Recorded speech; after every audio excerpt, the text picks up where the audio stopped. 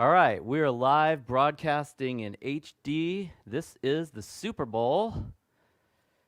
Not really. All right, so let's get started. Welcome back to Strategy Immersion Training. This is the most advanced type of training that Master Coach University does. And these particular, what I call live streams, is just a way to add some additional detail, value, answers, and information for our students, because we have, I mean, it's a 12-week training. We're in week 12 now. This is our week 12 live stream. And in each of those weeks, we have pretty extensive training sessions and content and assignments. And I mean, it's really a, a serious endeavor that our students are going through. And yet, even then, there's a need for, I think, a little perspective sometimes to get some additional commentary on things, some additional answers, maybe some drilling down of techniques. And I do think that, especially for strategy immersion training, if I may, I think that some of what we are working on in these live streams eventually will trickle down into our flow charting of the strategy coaching process as well. So anyway, I'm not going to get back into explanations beyond that because we're so far into this by now. If you don't know what we're doing, feel free to check out the other live streams, and I think you'll figure it out. That said, let's get rolling. I kind of overdid it with this particular live stream, and maybe it's just because I had a little extra time because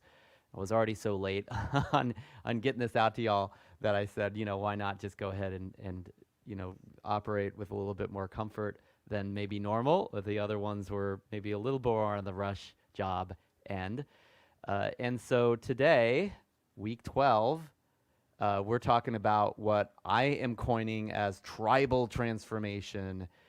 So, what I mean by that, just to clarify, is that every client that you work with, they have a tribe, right? They have probably more than one tribe that is, they don't even have them. They're associated with, they relate to a tribe. And that tribe, in a lot of ways defines their life, defines them. It's not the only part of their life, but it's probably, if not the number one, at least the number two force in their life, other than like their identity, who they believe themselves to be. And even that's a function of their tribe most of the time, primarily.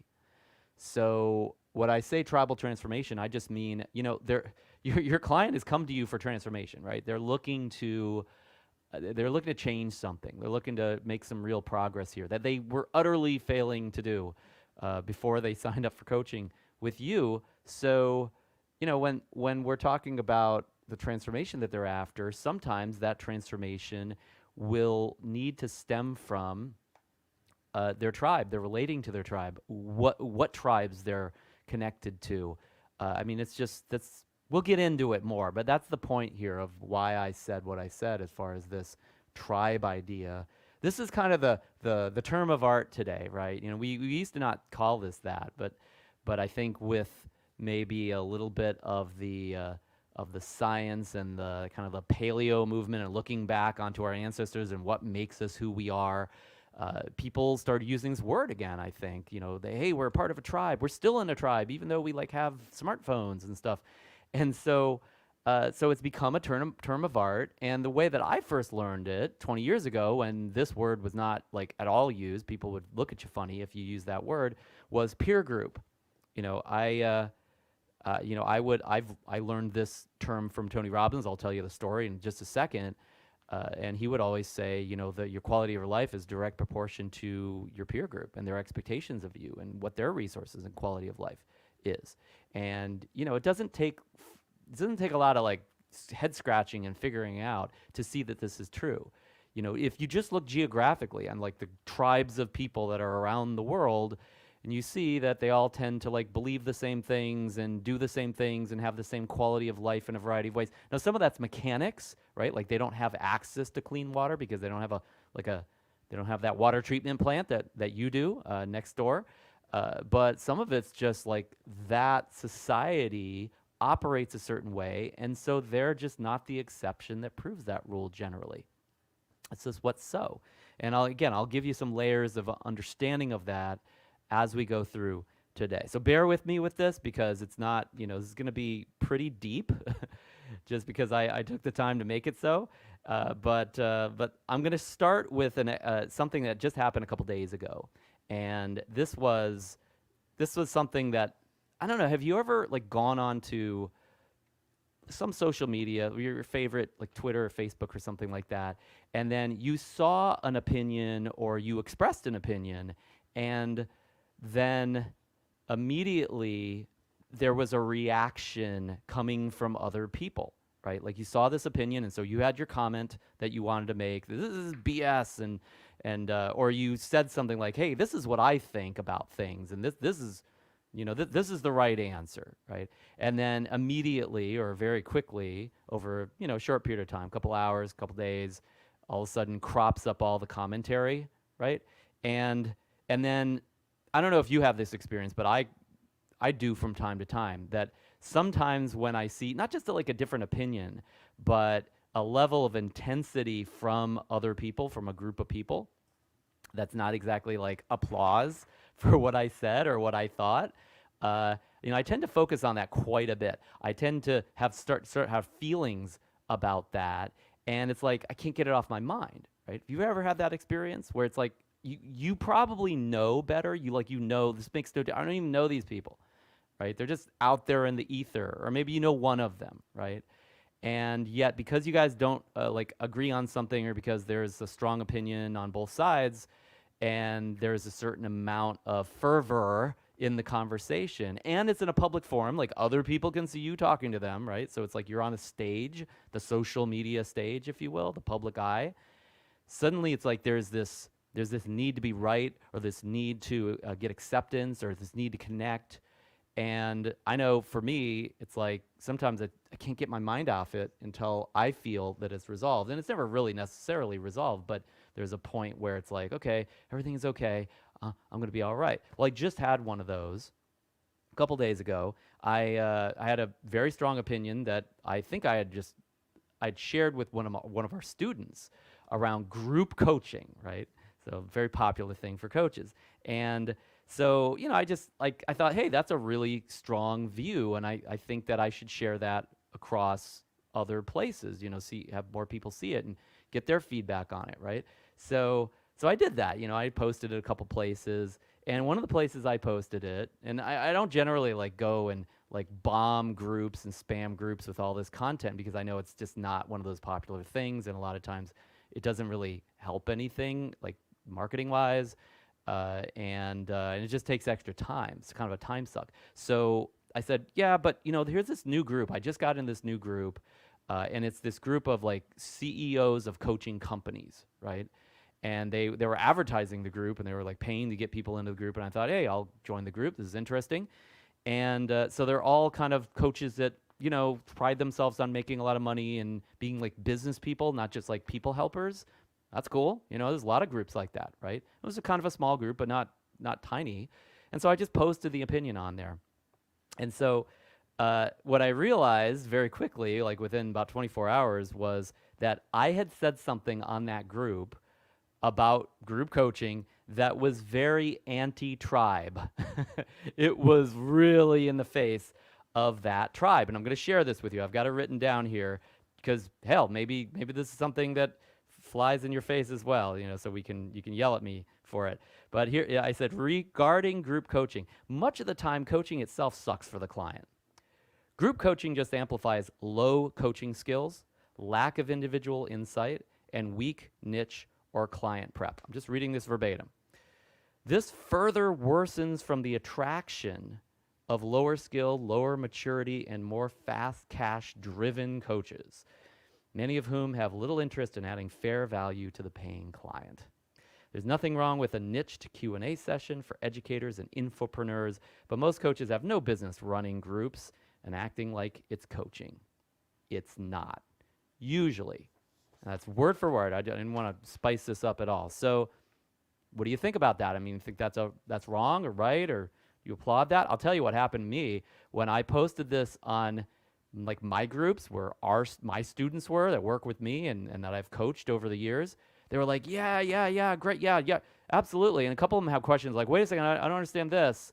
Like, what do you mean about that? And they kind of questioned me. They didn't question my statement, right? They were like, yeah, you're right, but I don't quite understand, right? But in this other group, like I'm not a prophet in that land, right? So they really threw some rocks at me. They're like, oh, I feel dirty hearing that opinion, And somebody said it was BS. The leaders of that group, one of them said, oh, you trying to poach? I'm paraphrasing, but like, are you trying to poach people from my group? Are you trying to get leads from my group by saying this? Like, that's not going to work very well. And kind of critiqued, like, she just thought that was why I was posting this opinion, as like I was trying to pull customers out of her group. And then a co-leader of the group got on there and said, kind of defended, hey guys, don't attack this guy. He's blocked, right? They're like, this guy's got a block. Clearly he's trying to work through some problems, right? And hey, look, I can get that because the perspective, it seems, of that group is that, like coaching is wonderful. You shouldn't question it. And anytime you offer coaching and charge tons of money and run a group that, all your clients are going to just be amazed and it's going to be lovely and there's no problems, right? And nobody even wanted to consider that there were some problems or think about it. And it's like, okay, that's just, that was the mindset of that tribe. So they threw some rocks is the point. And the leaders did the same, like I said. And so what did I do? Right? Because I know I'm right? It's like, I know, hey, that's my opinion. I think it's well-founded. I've been 20 years in coaching, worked with thousands of people, worked with thousands of coaches, talked to a lot of coaches that attempt to do group coaching, saw what kind of fallout there is. It's not the only thing that happens. That's why I said much of the time and usually and stuff. I had some qualifiers there, right? Of course, this group didn't see that. But point being, here's my reaction. It wasn't just like, hey, I'm secure in what I said. I'm right. I know what's going on. I did believe that what I said was accurate and it was valid. It's probably strongly worded. That's fair. But I didn't think it deserved the kind of questioning that it got or the kind of fallout that it got. But instead of just being easygoing about it, I kind of wrung my hands. You know what I mean? Like, oh gosh, I wonder, like there was that side of me that was like this little boy that was like, oh no, maybe they don't love me, right? As if everybody's supposed to love you. And so, it's kind of like, almost like, I thought this was like my tribe. I thought these were other coaches. Are there these people that like care about the kind of stuff that I care about and have maybe similar experiences, but it's not. And so, it was almost like an ego blow. It was like I started questioning myself a little bit. Like maybe I said the wrong thing. Maybe it was badly communicated. Maybe I'm really off base. Or maybe I'm right, but everybody thinks I'm an idiot, right? It's like, there are a lot of people in history that were like right about things. I don't know, like Copernicus or whatever, and it's like they got their eyes burned out for like what they were right about. And so in a way, there was a little bit of a questioning, but even more so, there was a fear of, oh no, I don't fit. Like I don't belong. I'm not good enough for this group or for, like this community that is supposedly appreciative of who I am. Does that make sense? So, my tribe embraced what I said. That was a great ego stroke. But, it was like this other tribe that I thought was like a tribe that I could be a part of didn't really want to have lunch with me, And I'm like back in 7th grade when the kids didn't want to have lunch with me, And so there was those emotions, and it's like I didn't lose sleep about it, but I found myself over a period of a day or two, like when I had a moment and I wasn't just cranking and working, I'm making lunch or laying in bed or whatever. It's like thinking about this, thinking about what was I going to do? How could I maneuver myself out of this one? I got to go back and answer like their questions. I got to go talk to these people. Like I can't just like run away. That wouldn't look very good. And so, I finally went back there and everything and kind of died down. I answered a few questions. I made a few comments and like, it wasn't to the point of like where you'll see some people on social media, all of a sudden like somebody like attacks their POV and they like lose it. I had myself like together well enough not to do that, but I'm like, what is up with me? Like I'm supposedly so self-assured and 20 years experience. I shouldn't be like worrying about this kind of thing. And so I asked the question, why do I care? Like, why do I care? Like, what difference does it make somebody I'll never meet has an opinion about my opinion, has a consideration about my consideration? People that I don't even know, right? And yes, they might be like coaches or call themselves coaches or whatever, but like there's hundreds of thousands of those people. It's like, I don't have to please those ones. Like, why do I care? It just doesn't bother me when a client has a differing opinion. Doesn't bother me when, a student has that issue. So what is it like? These people aren't anywhere near as close to me as these others that I just listed are. So why do I care? And I realize that it comes back to the same distinction. It's a peer group thing. I'll tell you where I first learned about peer group. I was kind of a student of Tony Robbins at the time, and one thing he told me really early on was people will do more for others than they'll do for themselves. That was the first little distinction that I had gotten. It's like, wait a second, so even though somebody else is not you, we'll still do more for others than we will for ourselves. And I started to realize, hey, that's definitely true for me, I think. And I could see how it might be true for others. But further along that journey, I remember Tony telling me a story about where he would go and do trainings when he was really young for like military and government. Like he got in big time to like corporate training and things like that. And so at one point, he was training, I don't know, like Army or Marines on target shooting and marksmanship. And he was just running this training for them. And he remembered he met with the general like after he had run the training, and the general and him, they were in a helicopter in one of these Hueys, like getting transported off the base, and they were doing this flyover, and they were seeing like hundreds and hundreds of these Army and Marines like marching and doing all these drills and just cranking. Oh, I remember. There were like 2 or 3 days of nonstop war exercises they were doing for, I believe it was the Marines, and so these Marines had just finished 3 days, no sleep, like fighting each other, all this just nutty stuff that they tend to do in the military, right, to test people.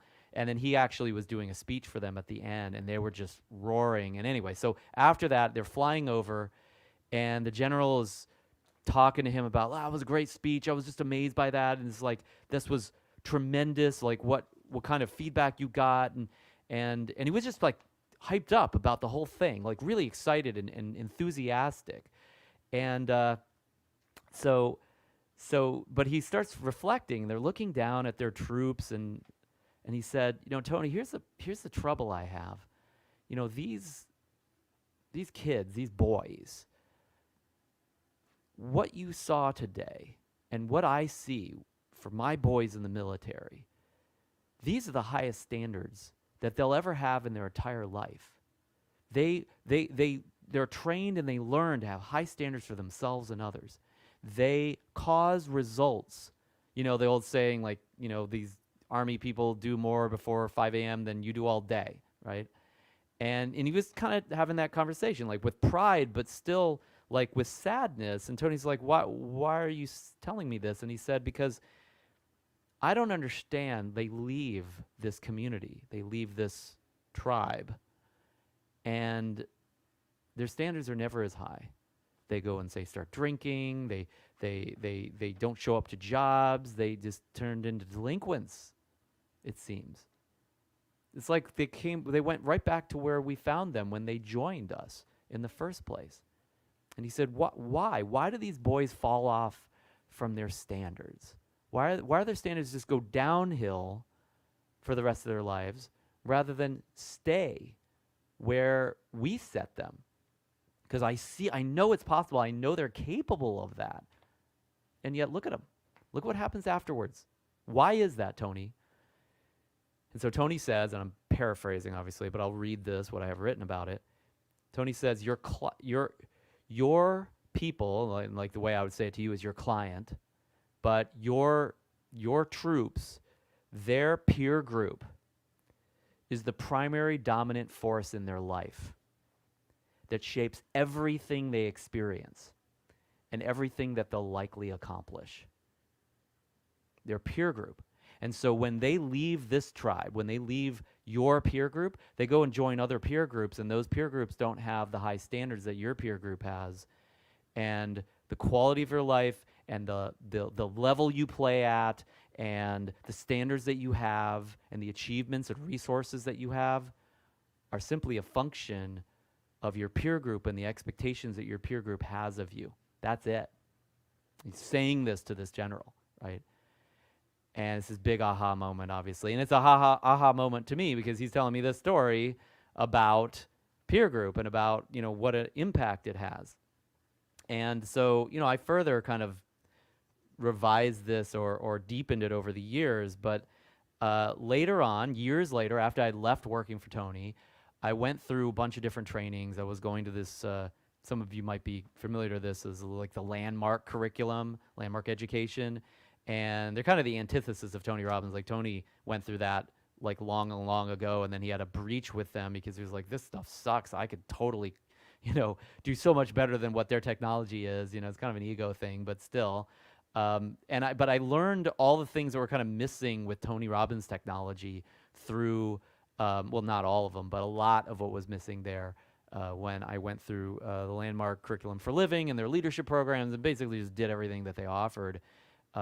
In almost nauseatingly so. And so I'm going through their curriculum for living, and the last part of the curriculum, they kind of teach you this piece around your, around what they call your originating circle and your community. And they basically explained, the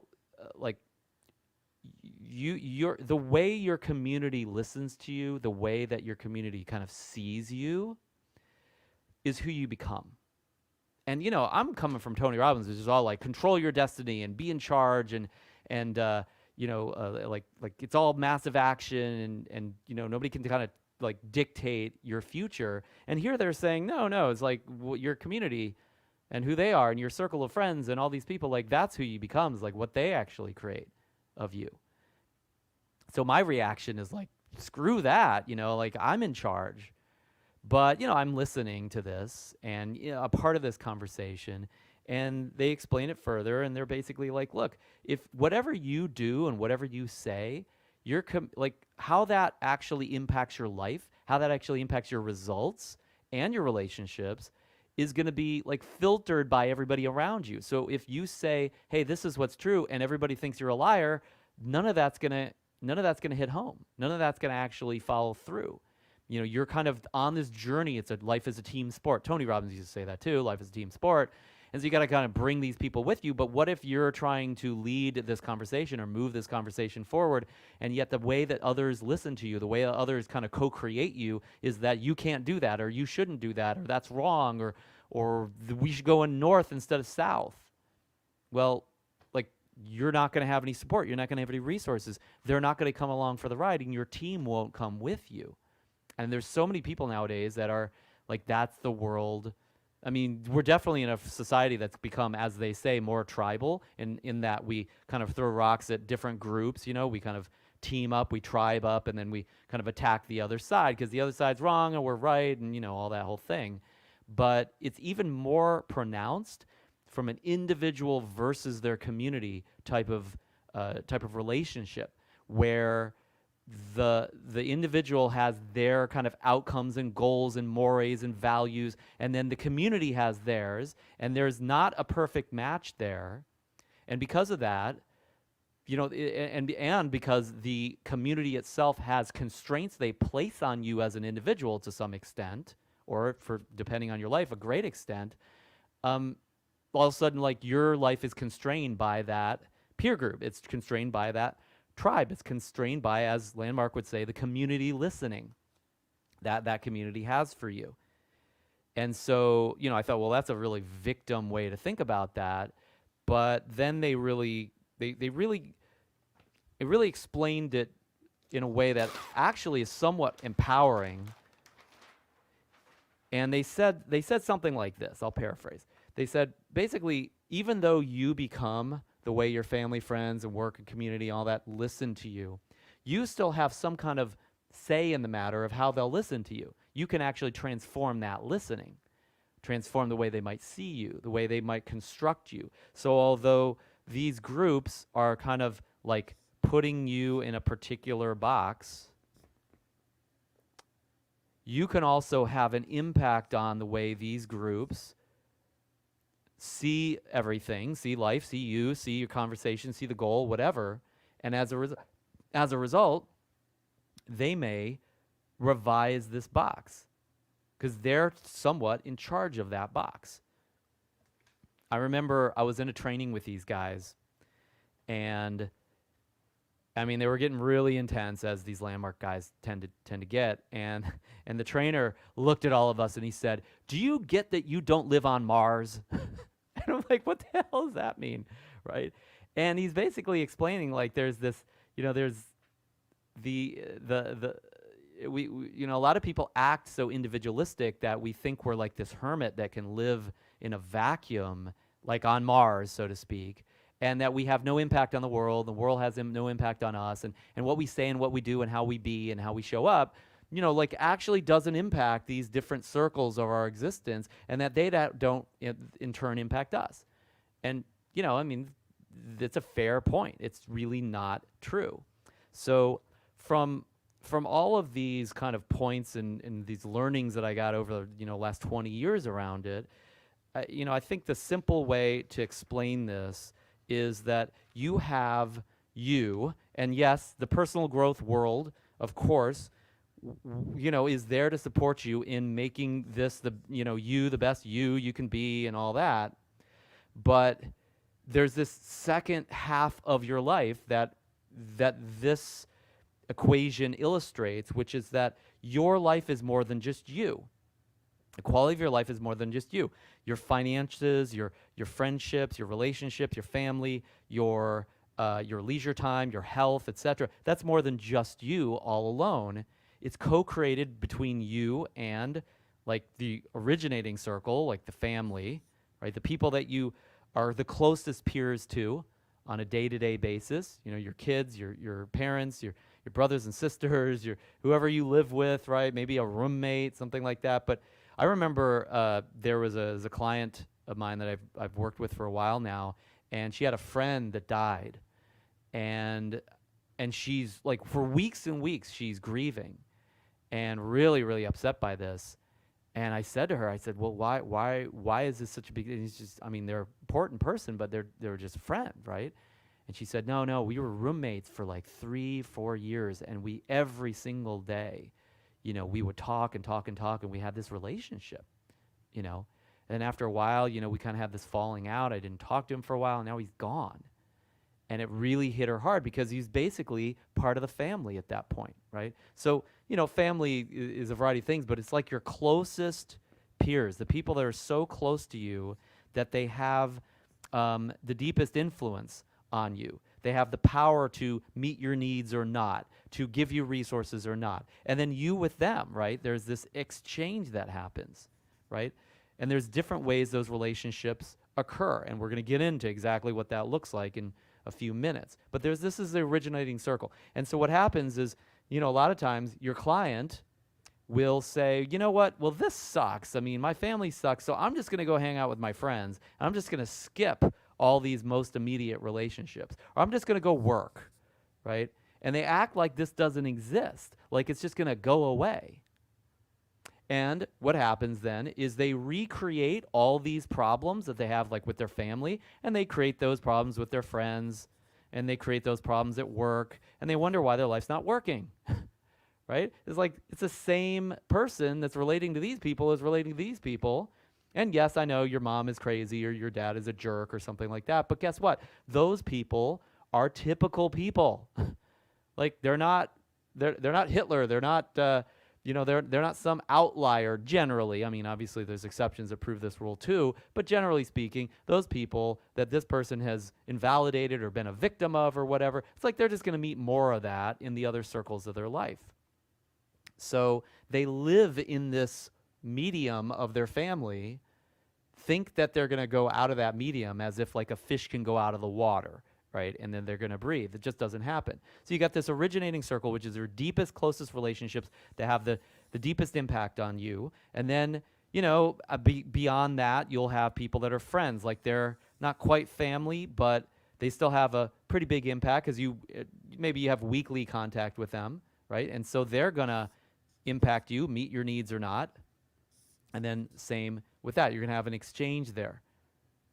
So you might have a family member that anytime you talk to them, you feel horrible. You feel bad about yourself. You feel like a loser. You might have another family member where they always validate you and you feel like an amazing person. And you feel like my wife said the other day, I was like felt really good about it. She's like, you make me feel like I can do anything. I'm like always kind of mini coaching her and stuff, right? And I'm like, that's really cool. Like that's me. That's like if we're talking about her, this is her, put some hair on her. Like I'm that family member that I can actually create something with her that, maybe her mom or her sister or something would never create her that way. Like she's literally like a different person when she gets to be with me than with maybe somebody else in her family, right? That's not a function of her. I mean, obviously it could to some extent be, but it's more a function of the family. It's more a function of the people around her.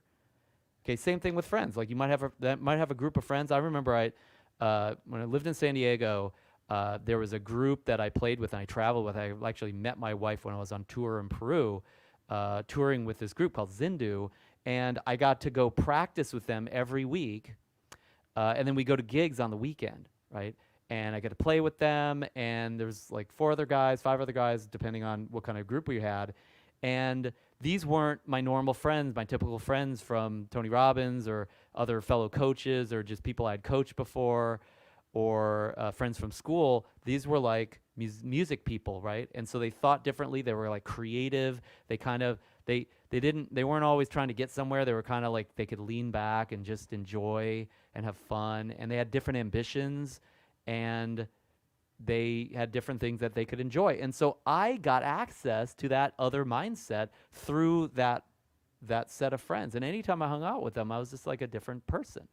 Not totally, but somewhat different than I am when I'm like sitting here talking to you, right? So there's that exchange that happens with different friends in different ways, but it's a very impactful aspect of your life. I'm still a different person to this day because of those friends and other friends. I remember there was a group of friends that I used to hang out with quite a bit when I lived in San Diego, and they had this very specific mindset about relationships that was like, relationships never work, women are this and this and this, and this is just the way it is, and it ain't never going to be any better, and anybody who is a part of that is a chump.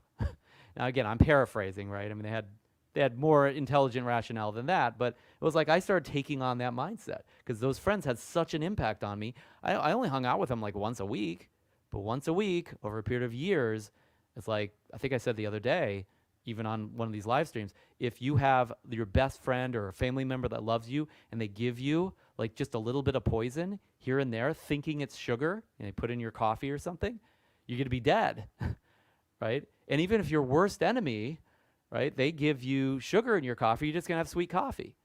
So it's like, it's really a big deal who you hang out with because they are like, it's kind of like we have this membrane through which we can kind of guard ourselves from like germs and stuff. Like your peer group are this membrane around which the world is filtered. And if they filter toxic stuff to you, you're going to experience it. You're going to have a toxic experience. And over time, That could be really detrimental. I'll give you a map of that in just a second. But friends, very, fairly close, not as close as family, still has an impact. A little bit more distant, less time, etc. And then you've got finally work and community. And for some people, work and community is a huge impact. But maybe it's a little bit more distant than like your closer friends. There's more of an acquaintanceship that happens there. So you go to work each day, but you're not necessarily like chummy with everybody. And then community, maybe you go to church or something like that, different communities. So there's this originating circle, and then there's concentric circles that where you go farther and farther out in looser and looser, more arm's length relationships, but they all have an impact, and there's this collective impact. And if you think, hey, you know what, with all of this forces around me and different ways of impacting me, and controlling what resources I can access, and whether I get something toxic or sweet coffee, you think like no, it's just me by myself and I'm just going to get where I want to go, like you live on Mars. Maybe you should look at a different way of looking at it, because these elements, these people outnumber you, right? There's hundreds of them and there's one of you. Who do you think is going to win in a tug of war in that relationship? You can't just work against these people. You got to actually realize that's the way the wind is blowing. So this is kind of a mini picture I wrote up here. I'll just read this off the page. So think of it from this perspective. Like think of your world and your peer group, your client's peer group, their tribes, is like that peer group is the medium within which they be, within which they exist. Your tribe, the people around you that you surround yourself with, family, friends, work, church, whatever, that's the medium through which you exist as a human. I don't mean like biologically, yes, you got to breathe air and eat food, right? I'm not talking about your biological life. Your actual life is constituted in your peer group way, way more than just about anything else. It's like air to the bird, water to the fish. Like you can't, like this fish doesn't even live out of the water, right? So there's some water they're in, and if that's dirty water, they're gonna dirty fish, right? It's really great, amazing, nutritious water. It's gonna be an amazing fish. The water creates the fish just as much as the fish impacts it. Like yes, the fish will impact the water too, but it can't be divorced from that. The bird cannot be divorced from the air any more than you can be divorced from like your family, friends, community, etc. Just ain't happening. And generally people aren't just like, screw people, I'm out of here. I'm just going to go isolate. But in some ways I think people do, even if they act like they're playing, they're still kind of killed off that part of their life, acting like a fish complaining about their water. So anyway, this stuff, just like it is for you, chances are, water is invisible for a fish. Like they don't even know it's there. It's just life, right? The air is invisible to the bird. It's not like, oh, this is good air, this is bad air, right? It's invisible to them, but it also defines them. So, and the same is for our peer group. It's invisible to you. It's invisible to us, but it defines us. We don't generally consciously see, hey, all my friends, like that's why I think the way I do. My family, that's why I act this way. Now, some of us are much more evolved. We've had a ton of therapy, or we've gone through these same kind of programs and we know better. But, generally speaking, consciously speaking, even if we know this like logically, day to day, we don't see it. We're not constantly, our eye isn't usually consciously on it. It's usually an unconscious impact, like the air impacts the bird, the water impacts the fish. Your peer group impacts you in an unconscious way, and that's what makes it even more insidious. When it's invisible to you, that's when it can constrain you. That's why it can impact you. That's why a lot of times you'll see people who really don't necessarily have any more resources than you. They're not necessarily any better than you, but they have a different peer group. They've accessed a different relationship with their peer group. They have a different life. Whether they're conscious of that or you're conscious of that or not, it has an impact. It's like number one impact or number two impact on somebody's life is this peer group, this tribe that we're talking about. It's invisible to us, but it defines us. It creates who we are. It is It's the water we swim in or the air we breathe. It constrains or it expands our existence. So here's the point. I'm just gonna give it to you straight now. After all this, extra storytelling and information, peer group is hardwired into our brains. Whether we fight it or succumb to it, there's an assumption that we must get along with or somehow deal with our tribes. If we don't, we feel we'll die. Let me say that again. If you don't deal with or get along with or somehow ferret out like what's going on with your tribe and swim through that water, you think you'll die. That's actually what you think. I'm not saying you're conscious of it, but that's what you think. All right? Because being alone in a tribal culture, if you went back, 3,000 years and you're in the tribe of 50 people in the jungle with all the animals around and, the need to hunt and gather and all this kind of stuff, being alone out there in that jungle meant death. A human being could not live on their own in the jungle. That was an exceptional case. Generally, they were eaten or they just couldn't get enough food or they died of exposure, something else. They needed that whole team to live together. Now, we don't necessarily need that now. A lot of people do live alone and they can handle it. That doesn't change our DNA. That doesn't change what was hardwired into our brains at that time, because anybody that didn't care about that and wasn't worried about their peer group, like, I can be in the jungle alone. I don't need you people. Screw you. Screw people. Right? Well, they died. They were eliminated from the gene pool. So all the people that had the DNA of having no fear of peers, of having a problem with their peers and that not working out, well, they're not around anymore. They didn't quite make that. Maybe there's an exceptional person here and there, right? And they're like the CEOs of all the companies because, that doesn't scare them, right? But it's just the exception that proves the rule. So if we don't deal with or get along with or something with our tribe, we feel we'll die. Just like a tribes person would feel that and would never want to be excommunicated from the tribe. So all our problems, goals, and who we are is somehow a function of our peer group. So let's get into different ways that peer group interacts with these aspects of transformation.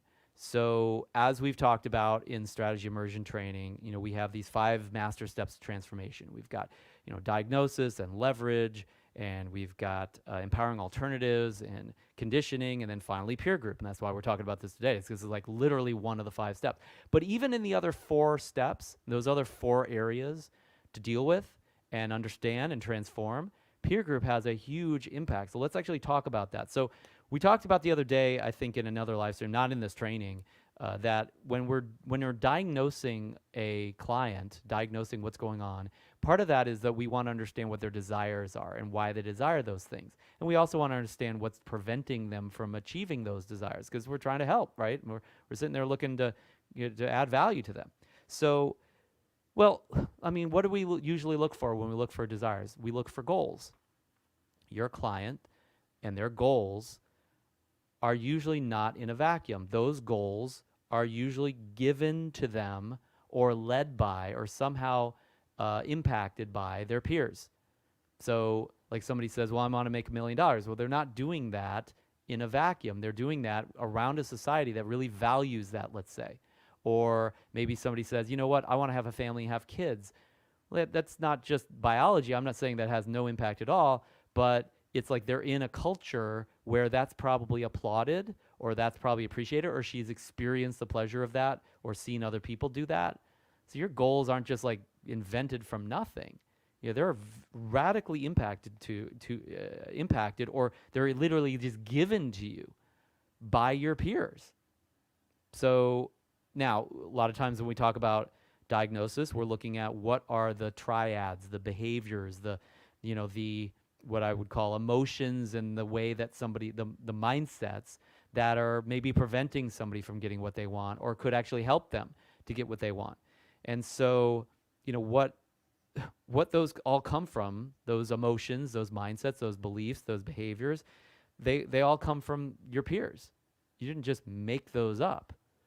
Now, you have the ability to come up with new mindsets, there's no doubt, but generally speaking, due to the mirror neurons that we have in our brains, those that went through high caliber coaching code, you know what I'm talking about, basically as babies, we learn to be babies. We learn to be human by mirroring our our parents and the people that are taking care of us, like their facial expressions, their movements, their eating things and moving around. And we just like we're like a mirror for them, right? Other animals learn that way as well. They have these neurons in their brains that are just basically they're just a copy. It's like monkey see, monkey do, right? You're a monkey, you know. So with these mirror neurons, you learn your emotions, your mindsets, your ideas, your behaviors from your peers, either physically moving something, mentally, a mental movement or emotion by reflecting on what you feel from somebody else, or even like a thought process. Let's say it's all mindset and behavior. So, and this includes values. Like if you decide that success is most important, or that like relationships are most important, you again, that wasn't invented from a vacuum. That probably came from other people that share those values that you really reflect well on. Right? Now you can also reject values, but even when if you reject like, hey, my parent was a jerk because they were like this, they were all about the money and they never spent time with me and I never want to do that. Well, the never want to do that value, that's really a function of your parent that you're rejecting. So whether you accept that value and say, yes, I like that value, or reject it and say that value sucks, I never want to have anything to do with that, your whole operating principle is a slave to what it came from. You're just a reaction to another peer. So even if you are the opposite, you're being the opposite because of the peer, not because it's just a great idea on your end, right? So values, belief systems, basically same thing. Like this is what they believe, this is what I believe, kind of thing. Your beliefs come from other people, generally. You don't just make those up in a vacuum. Your physiology, the way you use your body. You ever notice like people that are part of the same family or part of the same friendships, they kind of have the same size or the same facial expressions, the same kind of way of standing or moving. It's like that's group physiology that's happening there. And then also language. You know, people have shared language. You get like one of the things we talked about like a couple months ago, I think, was how in the cult dynamics, people share crazy beliefs, but they come from already existing beliefs that are inside an accepted peer group. But they also share a common language. They'll make up new words, and they'll have this kind of insider language between cult members, and that gives them connection, but it also shifts everything else as well. Because a language pattern, what we say and what we say to ourselves and what we think about, basically internal and external language, it's going to manifest in reality in some way, shape, or form. It's at least going to have a small impact. So all these aspects of mindset, all these aspects of behavior that we've been studying, like it all comes from your peers. It basically comes from your peers. And there's a few exceptions, but the exceptions, again, prove the rule. So if you look at, here's a different way to look at it, like look at your the spheres of your life rather than looking at those circles, those concentric circles. Think of this as like this is you, and you have these different areas of your life. Like you got your friends over here, you got work over here, and you got home over here, right? You got different people, right, in these different spheres. And sometimes these spheres can be, you know, maybe a little permeable. So like maybe you have a friend from work. So they're a friend and they're a part of the work circle. So there's a little overlap here, right? And the same could be work and home, could be kind of the same thing. Maybe you work with a family member, something like that. So when you go over to the friends circle, is there not going to be a different like language pattern? Is there not going to be a different like mindset? Is there not going to be a different like behavior?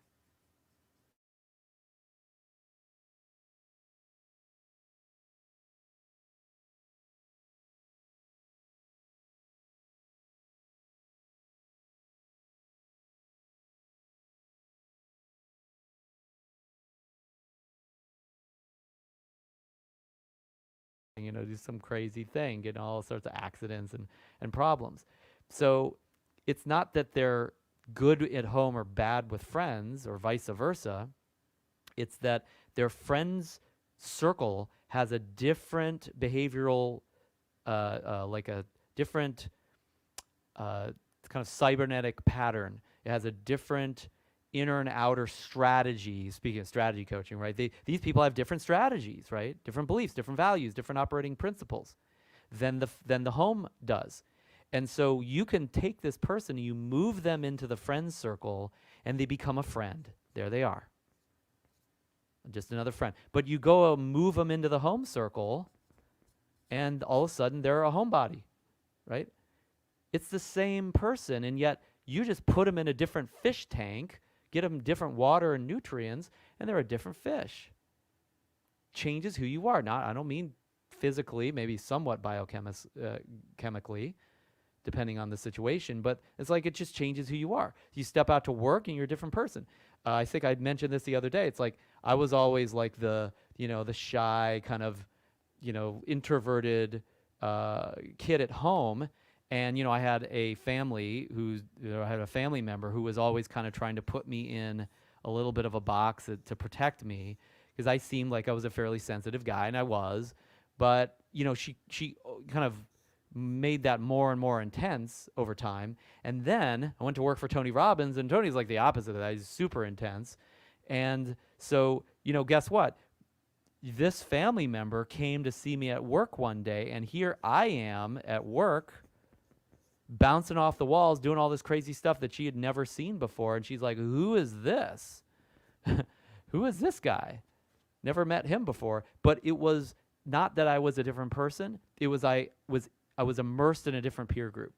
Literally like changed me, who I was in that moment. Different behavioral pattern, different mindset, different resources, different standards and values. Do you get this? It's different spheres of life that you have. And if you or your client can map out these spheres of life and what the mindsets are, you will see what their limitations are. You will see what supports them and what doesn't. This is it.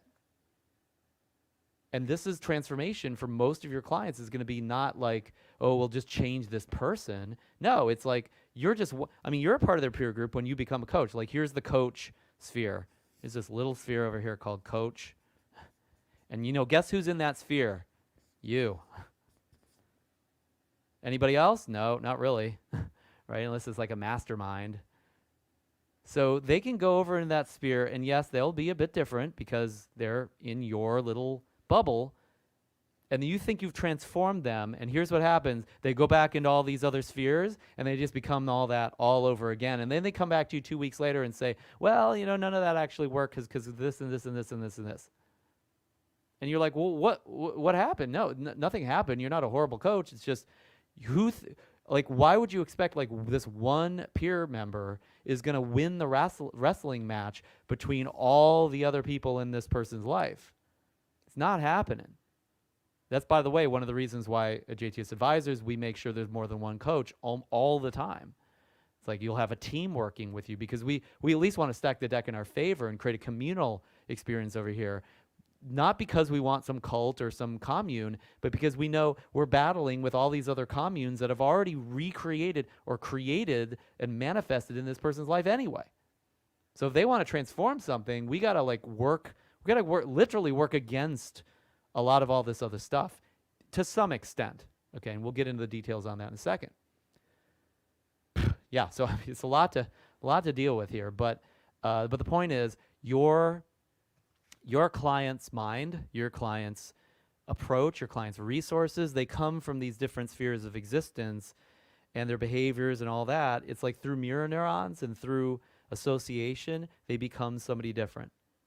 There's a group triad for each area. There's a group mindset behavior pattern.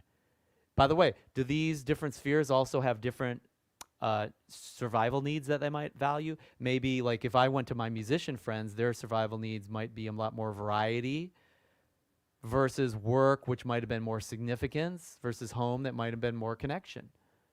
So I can be with you and be like really driven and significant and all about achievement. And then I hang out with my wife and my daughter and we're just connected, and it's like I'm a different person, right? So this is where it comes from. And by the way, and we're just talking about diagnosing right now. This is literally just one of the spheres, the desires and what prevents your client from achieving their desires. So if I'm diagnosing my client and I want to know what their behaviors are, what their goals are, what their values, beliefs, and physiology and language are, I can just look at their life and look at the people around them, and I'll probably have a good idea what that might be. Their vehicles in their life can be these people. Yes, their vehicle might be money or a job or exercise or their body or something. There's no doubt. But sometimes, and much of the time, if not most of the time, the vehicles in this client's life are actually going to be some people from these different spheres: family, the job they go work at, and the people that they get to hang out with there. I remember seeing one client who was suicidal, and Tony Robbins was working with him, and he's like, I lost my job because the economics really caught up with my business that I was working for at the time, and he'd worked for this company for like 10, 15 years, and he had this community that just like worshiped him and looked up to him and thought he was amazing and really were just like, they loved him, right? And he felt like he lost the work, right? And so then he had lost himself and loss of his identity, which really came from the loss of his work, because he identified more with his work than as a sphere of influence than any other part of his life. And so he said, now I'm not that person anymore. I don't get to be that. I'm not giving it doesn't even matter if I get up in the morning or not. So what happened really was these people still loved him. They still cared about him. They were still around. He just didn't get to work with them every day and bounce these things back and forth that met all of his survival needs. There's another one that I didn't see personally, but I heard about it, where there's a woman who was suicidal, and she had an affair with a married man for like a decade, and so can you see that? Okay, good. and so she went to Tony and she said, well, I'm going to kill myself because he went back to his family, and because for her, I don't know where you'd put this, maybe home, for her, this peer was how she met all her survival needs, how she got all her love, how she got all her variety and certainty. He gave everything to her, and she filled herself up with these survival needs. You ever have a relationship like that, where like everything came from this one relationship? And so although it was wonderful, there was also fear about losing it. And if and when you ever did lose that, it was like you died. You didn't die, you just stopped meeting your needs through that peer. And so he left, and he's like, that's it, it's over, we're not going to have this relationship anymore. And she's like, that's it, my life is over, which it wasn't. But she stopped meeting her survival needs, and that's what we're talking about here. When your client doesn't meet their survival needs, it's like death to them, and they'll either figure out a way to meet their survival needs, which is, once again, usually through other people that meet those needs, or they'll check out and die. They'll kill themselves, or they'll do some insane thing to meet their needs and find a different peer group called the insane asylum, right? So this is how people meet their needs. They meet their needs through vehicles, and the primary vehicle for most of your clients' life is peer group. It's their tribe. And the primary needs that these different, I think we already said this, but it's in my notes, so I'll come back to it. The primary needs that your client is guided by are usually chosen to match or mismatch peers. So they say, well, my work environment is all about significance, but I'm not like that because I don't like them. I'm about love, right? Or, hey, my family's all about love, and I'm about love, and that's who I am. It came from that. So they'll match or mismatch. They'll embrace or divorce themselves from a peer group and the model of the nature of what runs them, the survival needs that are running them. So another way of looking at this in terms of primary needs being met is like in a family environment, maybe there's two sisters. I saw this once where there's two sisters and the one is suicidal because the older sister was significant and she was strong and she was like an achiever. And the younger sister unconsciously decided, since I can't be the strong one, I have to be the weak one. I have to be more connected and less significant. So she went against that nature so she could get attention. And one of the ways that she did that, because there wasn't enough attention, was by getting suicidal and feeling all these depressed feelings and feeling like she should just end it all because she wasn't like good enough. All that helped her get connection and be a connection-driven person, which was a way, like it was almost like finding a separate niche in the marketplace to get, like, to be different than the other person so you could get attention of mom, really, is what it was about. So this happens all the time where people, like one family member is all about certainty and then the other one decides to be all about variety, or vice versa. We like position within that peer group, within that circle of friends or family or work in order to somehow get a need met or align with a peer group as well. So there's all sorts of different ways that will embrace or divorce, that will position with or apart from or separate from our role models. Just because a role model is somebody that is close to you doesn't mean that you want to be like them. They may be a role model for what not to do, like a warning that you want to move away from, right? I know for me, I don't know if this is an experience that you have. I mean, type in the chat if it is, that like I look at my parents and I look at like really amazing and wonderful things about them, and I also look at really constraining and challenging things about them, things that were mistakes or warnings. And I look at that and I'm like, well, I really like this about dad. I really like this about mom. But these are things I don't like about who dad became and who mom became. And I don't want to be that. Like, I want to be other than that. And so I like who I am, and I think who your client is to some extent, is it's like a collage of different behaviors and values and needs and patterns that people that they have stolen, so to speak, borrowed from their peer group, their family, and then other things that they've decided to be the opposite of, to be other than, to mismatch, if you will, rather than matching, to mismatch that particular model. So they're modeling and they're embracing and divorcing that particular model. That's really a huge part of, I think, what you'll see in your client. So that's just what you diagnose, and what their desires are predicated on, and the limitations that they face, all of that stuff. Let's get into motivation. So, of course, second master step is leverage, right? If there's no motivation, your client's not going to change. So guess what? These people, the peer group, tends to be the biggest leverage in your client's life. Pleasing these people, proving something to people, going apart from getting away from people. This is the character arc that they're living through. So, what their peers think, what their friends think, let's say, for certain clients, it's going to be their primary motivation, right? How we're treated by our peers. Maybe at work we're abused and we want to change that. So we either want to leave that circle, or we want to, dominate it and take over and be in charge of it. Like, these are huge motivations for your client. And so don't just look at what they're telling you they desire and look at what they seem to be motivated by. Look deeper than that and look into what is the peer exchange that's happening that might cause motivations or lack thereof to show up. How much our needs get met, or how much of our needs will get met through peers is huge. If there are people that we're meeting needs through, that's going to be a major constraint. I remember there was a client I worked with once. I'm triggered to think about it because it's a regular conversation. We talk about leverage. Who said, I can't leave my husband even though I want to because it'll crush him. And I realized she got her needs met through attending to him because he was like needy, right? He didn't just love her, he needed her. She was like sustenance for him. And so her job was to be like mommy, and that met all her needs. Like, she got significance, she got love from that, not enough because she wanted to leave also, but it was literally it was leverage that constrained her from making changes in her life. So think about this. Like, what with your client or with you, for instance, what is a peer or a peer group where you get love? And if you change something, if you succeeded at something or moved on in your life or made some other choice that you need to make, what decision or change might actually threaten that love, or might limit that love, or might have that love taken away from you?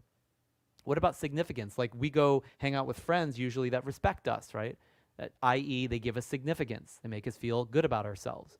So what is it that if you did it, your friends wouldn't respect you, right? If I quit my job, the people at work that I really want to look up to me and respect me wouldn't respect the thing that I did, right? What about certainty? There are certain people around you that if you didn't do what you're doing now, which you maybe know you need to change, certainty would be taken away or would threaten that certainty. What about variety? Is there certain things like, hey, I get to go out with friends every night, but it takes time away from my business, But that's where I get all my variety from. And it's like an addiction. It's like, well, those friends are a source of variety for you. There is a type of therapy, I think they call it Imago Therapy, that there's a couple people around me that have gone through it. And the idea that they share, which is not exactly a unique idea, is that people tend to marry and attract their opposite, or what I would call their reciprocal. They attract and then embrace and marry the person that is the opposite nature to them, because we're trying to kind of complete ourselves, and we know we're incomplete. We know we're on the far left or the far right, and we need that other person that's different than us to make the whole of who you believe you need to be. So we're like walking around kind of wounded or feeling like incomplete, and like, you complete me, because you're the wife or the husband. And so, for instance, just to clarify, maybe you have somebody, maybe there's a client of yours, and they're really significant, and they're an achiever, and they're the best at everything. Well, usually the person that person will marry is actually not very significant. Not that they're totally insignificant, but that person's nature a lot of time is being the love bug and being the server, being the pleaser, right? And so this person who's like hard as nails is really not that strong, even though they act that way, and they're really needy for love because that's not the part that they get fulfilled by, their work peers or something like that. And so they go find a home base that they can go to where they can be not that, and they can actually experience love and be embraced and have that kind of comfort. And by the way, the other person, guess what they're after? They're a love bug, but they're not very significant. So now they get to be this really strong person who's really not strong, but they seem strong. So it's like, wow, now I'm significant because I'm with them, right? So it's like, that's the whole point of that, is like, again, leverage and motivations for your client. A lot of times that's just meeting needs through clients that somehow are similar or different than them, but somehow meets needs that are like no one else can meet or nothing else can meet in your client. And it constrains your client's life, not in like I don't mean that your client, that's so bad, right? What I'm looking to explain here is that we need to see that and understand the reality that what might be limiting your client in terms of motivations is that, yes, they're really motivated to get that job, but gosh, if I got that job, I wouldn't spend so much time with so-and-so, with my daughter or with my wife or whatever, and therefore I'd lose a need as well. So now I got mixed motivations, and part of that mixture of motivations comes from people around them, not just from them. Now they're transmitting it, they're thinking through it, but those friends, and I mean, like, I remember once somebody I coached, I still connect with them from time to time on social, he wanted to do this business move, and he knew he was going to lose some income as a result because he had this job, and the job wasn't really who he was. And so I said, look, why aren't you doing this? And he said, well, because my wife, she'd like totally divorced me. We have kids and all this stuff. Like, I can't do this because my wife says, like, this is not just unacceptable. And so I said, look, if you do this, your wife is going to put up a fuss, and she's going to try to yank your chain a bit and take away love, which is going to scare the heck out of you. But you need to understand that, look, she's not trying to hurt you. She's not really going to leave. She totally loves you, but she wants some control. And she's very certainty driven, and you're not. So you got to get over that and be the leader of this family and do what's necessary, even when she is not loving to you. And so I remember that the moment that this happened, I think he texted me or email. I think it was like email. And he said, you know what? I just told her what I'm going to do. And she just stomped her feet and she walked out and she just slammed the door. And you know what? I'm okay. Like, I'll survive. I'll make it. Because he knew the game. He understood this was a game of leverage and motivations on meeting survival needs. And he had overcome that because he saw it clearly for the first time in his life. His wife came back and they made up. And, he's a very powerful business owner now. Like, he's got an amazing business. He never would have had that had he gotten stuck in the motivations that would have constrained him because he's just being a baby with his wife. He needed to grow up and be a man. Or, in this case, or maybe be the queen of who you could be. It's not about a gender thing. It's just about, like, actually getting where your bread is buttered, and it's buttered in your peer group, right? So there's on and on and on you could see these. So in motivations and leverage, radical impact that peers have, usually the primary impact. And, as coaches, a lot of times we just forget about that. It's like, whatever, right? It's a huge thing to deal with that relationship, and a huge thing to deal with how those needs are met and how the changes that this person makes is going to impact how their peer group sees them and meets their needs and gives them resources, and the kind of quid pro quo that's happening in that area. So next area, in terms of options and empowering alternatives, we know this is a huge step in the 5 Master Steps process. So options, guess where your clients' options come from? Comes from their peers. Most of the time, options are usually discovered through peers. It's like if they don't have an option, there's an option available to them, you could say it. I mean, you're a peer, right?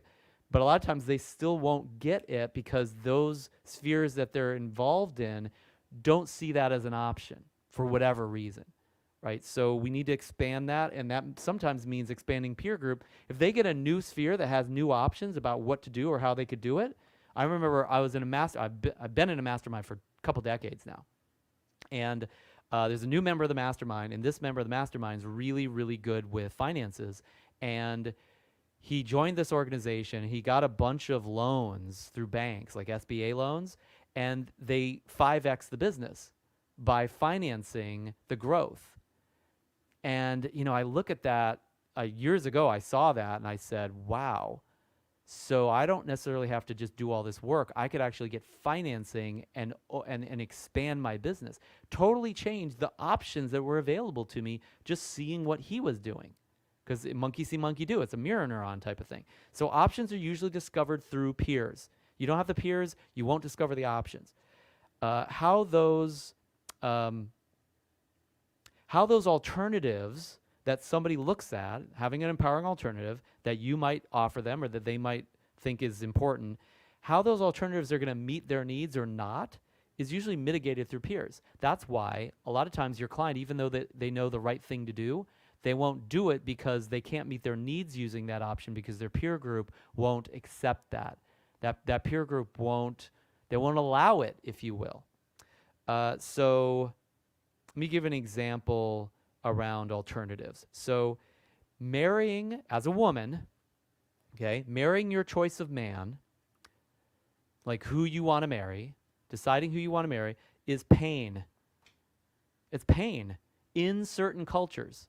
You go over to Pakistan or India, certain parts, like if you're like just choosing whoever you want to marry rather than doing the one that was arranged for you by your family, your home life, you're going to go through some pain. It's going to be a lot of pain. You're going to be extricated from that culture, that peer group, right?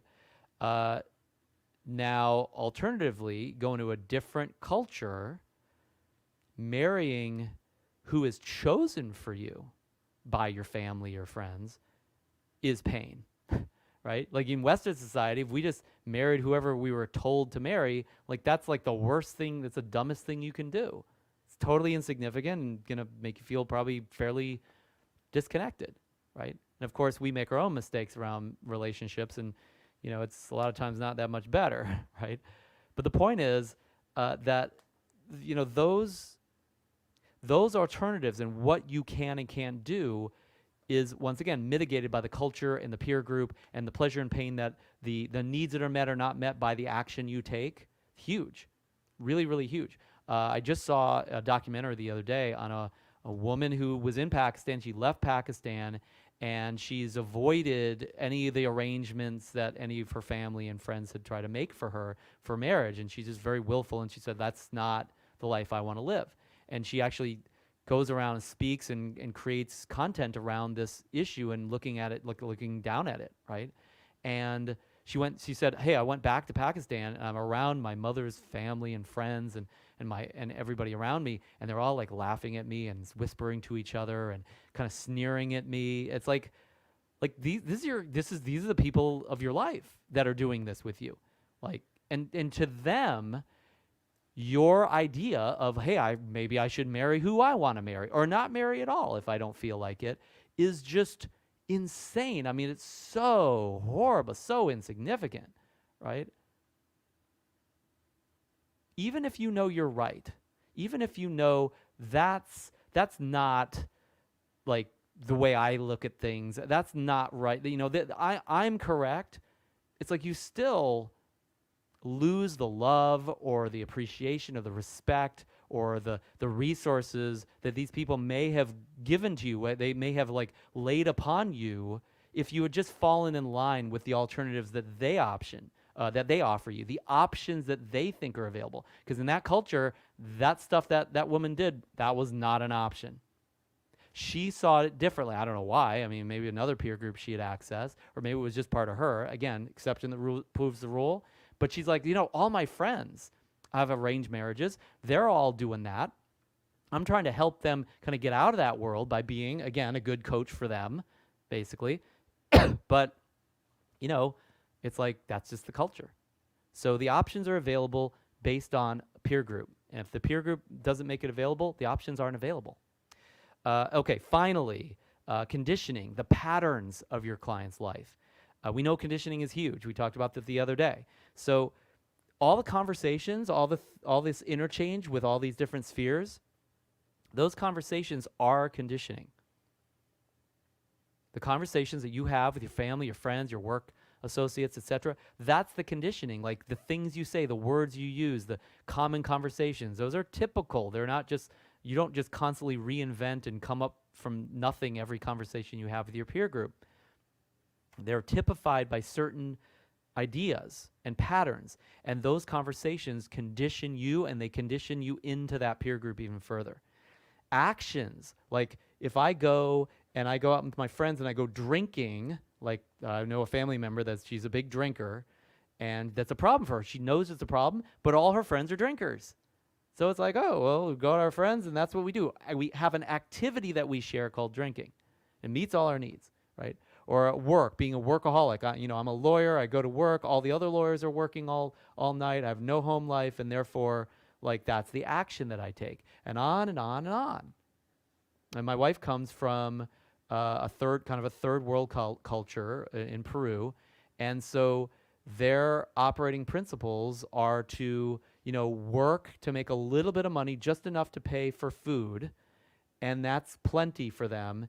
And that anything else that might be like a business or an entrepreneurial venture or something that would kind of move them out of poverty, just not interested at all. But they're very communal in nature. Like they hang out with their friends. They're always, the birthday parties are insane. They hire a clown and they got all this confetti, and it's just amazing. So there's this kind of, I don't want to call it lopsided, but there is an embracing of some aspects of their life and then a divorcing from others. And it's all just a pattern. It's a condition. It's a conversation that they have. It's an action or a set of actions that are habitual within the peer group, not just one person on a desert island. It's not one person that lives on Mars, like we said. So, you tend to take action with other people. We tend to take actions not in a vacuum, but in a peer group with others that are also taking similar actions. That's the point. So the conditioning and the habitual actions are mitigated by that. Whatever visual experiences you have here, whatever auditory experiences like talking and sounds and music that you listen to, whatever kinesthetic experiences like drugs you do or hugging that you do or whatever, all that stuff is all those things that are consumed by you in terms of like what you see, what you hear, what you feel. It's usually influenced very heavily by your peers. So the very experience of life, like we experience life through a visual spectrum, through an auditory spectrum, and through a feeling spectrum, a kinesthetic spectrum. We have other senses, but those are the three like primary ones. All that stuff, like the very data that we bring into our brains, it's pretty much just shared and managed by our peer. And by the way, you might say, no, Jeff, I sit at home all day and just surf the internet and watch Netflix. I don't have any peers. I don't have any friends at all. I have no life. Well, guess what? What you're accessing via internet or consumption of media via Netflix or news or whatever, that's just your peer group, right? Now, you may not be face to face with your favorite commentator or your favorite actor or actress, but you are consuming auditory, visual, and feeling experiences and acting through those with them. I mean, not a ton of action, but there's in a way, it's an action, right? So all that stuff is influenced heavily by your peers. TV, movies, media, like the songs your friends listen to rather than the songs grandma listens to, right? Very different, right? My daughter, she hangs out with my mother like every day, right? My mother is homeschooling her right now, and so they have a very close relationship. And so when they go sing a song, they're singing songs from my mother's day, that are, a little bit more kind of, somewhere over the rainbow type of music, right? And then she goes and turns on, I don't know, Disney Channel or Netflix or something, watch some of the kids shows on there, and everything is synthesizers and disco music. I mean, and of course I'm from a different world, and I was trained as a jazz musician, so I have a different kind of musical palette than either of them do. And, like both of those things kind of turn my stomach to some extent, but, I appreciate other aspects of it. So even the songs you listen to, the speeches that you might hear, you go to those speeches with peers. You go to the conference with peers. You go watch the live stream with your peers, There's a group here that we're having a conversation around. The tone that you and your friends use. You ever be around a group of people like that they're constantly whining? It's like, it's not just one person, like the whole family or the whole group, and they compete on whining. Or maybe there's a different group and they compete on how boisterous they can be. And it's like, we go into these different cultures and the very tone of voice is actually kind of, again, it's manipulated through a peer conversation. Body language is huge as well. There's a lot of times pure body language. Chemistry, right? Like, go do certain drugs with your friends, you're going to change your chemistry in very similar ways. I have a family member, and she doesn't do this anymore, but she used to go to like raves, where everybody dances and they have like the light sticks and everything. Everything's like glowing. And then she would do, I think they call it X or ecstasy, right? And so they would do this drug, and ecstasy is like this love drug. It makes you like be in love with everyone, basically. So you can imagine why these friends are doing this. And they meet that need, but they also connect more deeply with each other in that moment. And they all share this biochemistry experience of the drug. Now, other people will go to work and they'll share the biochemistry experience of rage, because that's their work environment, of fighting with each other, right? So it's not always a chemical thing, but yes, chemistry, drugs, foods, right? You got groups of people that all go to the same restaurant, eat the same crappy food, go to McDonald's together, and they get fatter and fatter together, right? So it's a peer group thing. So all these are patterns that you and I have in our lives, that your clients have in their lives, and it's coming from peers. It's not in a vacuum. You're not on an island somewhere, right? So, okay, that's a lot. I know I dumped a lot in your brain here, and I'm going to get into now, though, what do you do about this? What's the how-to here, Jeff? Now we know all this stuff really has an impact. It's good to be aware of this stuff alone, right? But what are the typical peer group problems? What are the tribal issues that need to be transformed, and how do you handle them? I'm going to give you a little list here. So the first problem, I don't even have these written down. I'm just going to share them. First problem is enabling. So enabling is when limiting, your client limiting another person in some way meets their needs, right? So I'm enabling my son by letting him off the hook for going to get a job is maybe a typical thing, right? So I'm enabling other people, and enabling is kind of a funny word. It's probably not very appropriate, because enabling sounds like really empowering. It's like I'm empowering you, but it's more like I'm making it so you are able to limit yourself. Does that make sense? So you're basically limiting other people, and that meets your needs to do that. So once again, same example. There's a client of mine right now, and she's really upset because her kids are grown and they won't get jobs. And she said, I'm so mad at my kids. They won't get jobs. And I said, well, how are you enabling them not to get jobs? And she says, well, I do all the chores. I do all the work. I pay all the bills. They don't have to get jobs. It's like, okay, why would they ever get jobs? I mean, are you stupid? Right? But it's like she meets needs. It's not a dumb thing. She knows better. But by doing that, the kids stay at home. They're dependent on her. She gets certainty that she continues to get love from them. It's It's like, who would ever stop enabling their kids and totally limiting their, I mean, she's screwing her kids over by doing this to them, but she's meeting her needs. And that's a huge piece. So it's a peer group issue. So again, kids won't leave home, take a job because mom babies the kids. Mom gets certainty, mom gets love, mom gets significance for being the source of everything. You know, it's like an Oedipal thing. This is not exactly a unique thing. Okay, we see this all the time, everywhere. Let's say on the other end, maybe somebody's abusive with you, or they're pushing you around and you bend for them, right? And you're just trying to please them. So you're bending for someone else when they abuse you.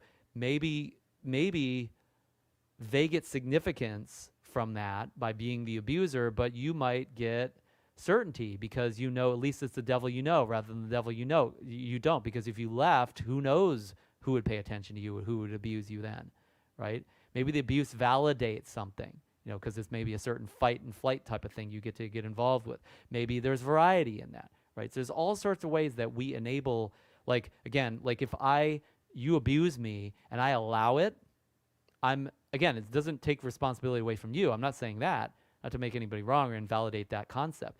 But as long as I allow it, I meet needs by enabling someone else to be that person that they really could be very different. So the enabling idea of limiting other people and meeting our needs through limiting them is a gigantic concept that you want to be aware of, and you want to look for those. You want to look for those patterns in your clients. So what's the solution to this whole enabling thing? Well, I mean, obviously you can help your client be aware that they're doing this and hopefully get some leverage on themselves. But the solution is stop it. Stop enabling. Right? You stop that, all of a sudden, you know, then you might empower somebody rather than enable them.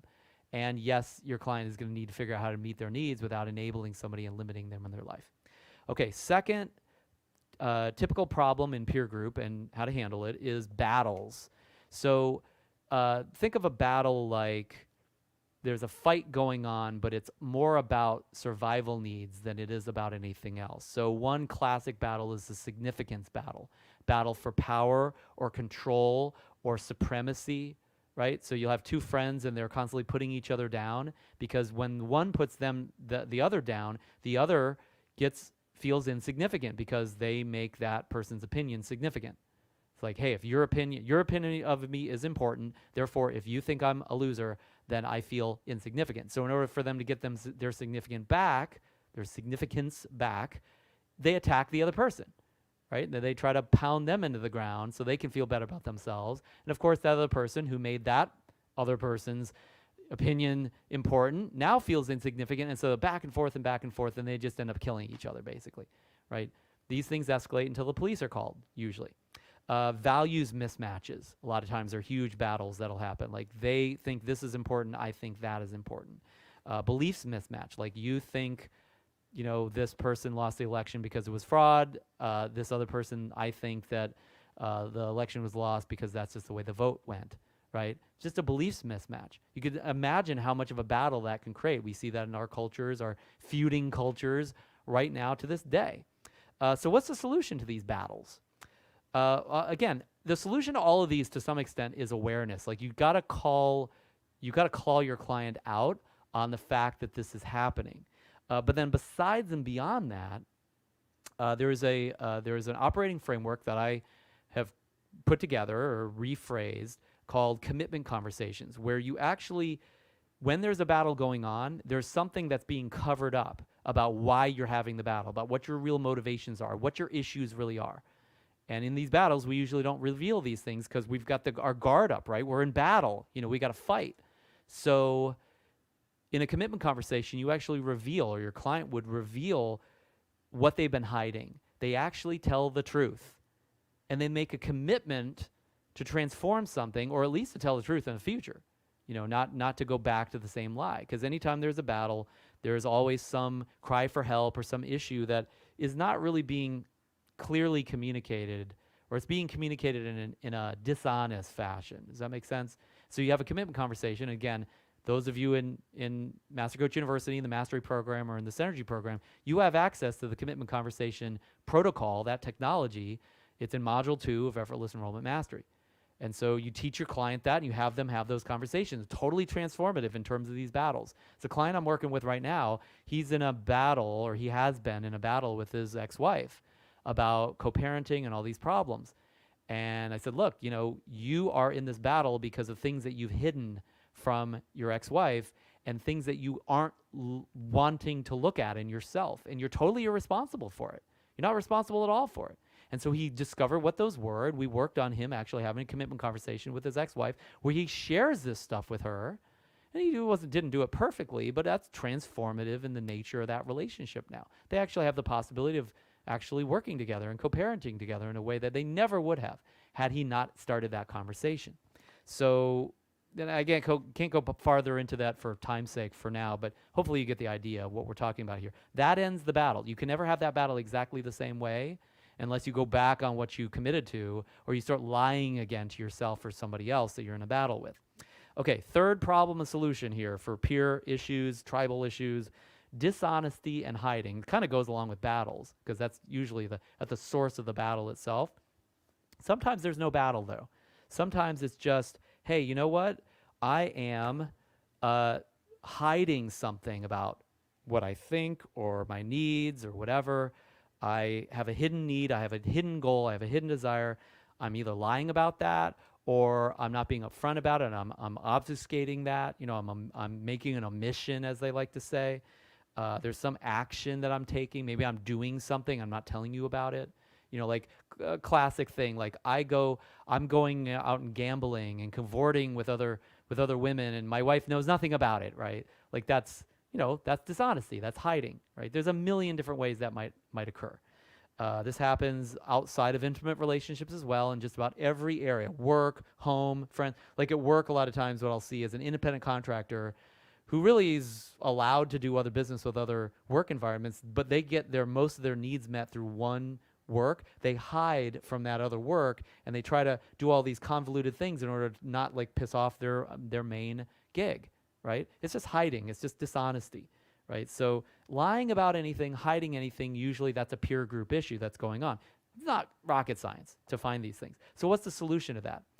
Guess what? It's not anything new. We just talked about it. Have a commitment conversation. Your client, if they go and they're honest where they were dishonest, they share where they hid something before, and they make a new commitment, they tell the truth and make a new commitment around what's going on, they're going to transform that dynamic, that hiding dynamic. That's going to empower them. Now, might that cost them something? Might that make it hard for them in the short term to deal with something in that relationship or in that work environment or that home environment? You bet. But that's your client's life. They set it up that way. They've got to they've got to unravel that hairball, and that's why a lot of people won't do it. But it's why a lot of people's lives are really in the shitter, and they really need to do something different, right? And that's what your job is, to help them with that, right? To get them through that, to get them to the point where they are honest, where they were dishonest before. So that's a huge honesty thing. Is a huge thing. Self-honesty, and then sharing it in some way with others, such that there's a breakthrough in the relationship, in the peer group, and the transforming of that conversation and the patterns and options that are available in that conversation with a peer group. Does that mean sometimes that you'll tell the truth to somebody and then that somebody will leave and they're not a part of your peer group anymore? Sure. That is totally very much possible. Does happen.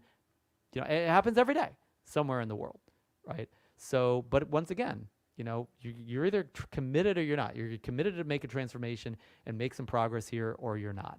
That's the bottom line. So you get the results that are associated with your actions, or you get your reasons and excuses, the reasons why not. You can't have both. Okay, we got a couple more of these. So this one's a big one. Dominance and submission, power imbalances. So these aren't so much battles, although they can tend to cause battles. This is more around in a relationship or in a peer group where there's maybe one faction or one individual is dominating that group, and then another faction or another individual is submitting to the domination, right? So they're allowing themselves to be dominated, if you will. So one way that this might happen is dominance through hurting somebody, like an abuse type of situation where, the boss is a jerk, or the husband is, being mean to his kids, or certain friends. Or I know there's a client I work with, and she, has these friends that like pick at her, and they're just like, there's all this manipulation and cattiness going on that's really hurtful to her, and she's trying to find her way through that. It's a dominance and submission type of thing. Sometimes there's dominance or dominating through an enabling connection, right? So you enable somebody in some way, and propagate their problems, and that allows you to dominate. Like I was talking about before, the mom that did everything for her kids, made it so the kids had a really cushy life.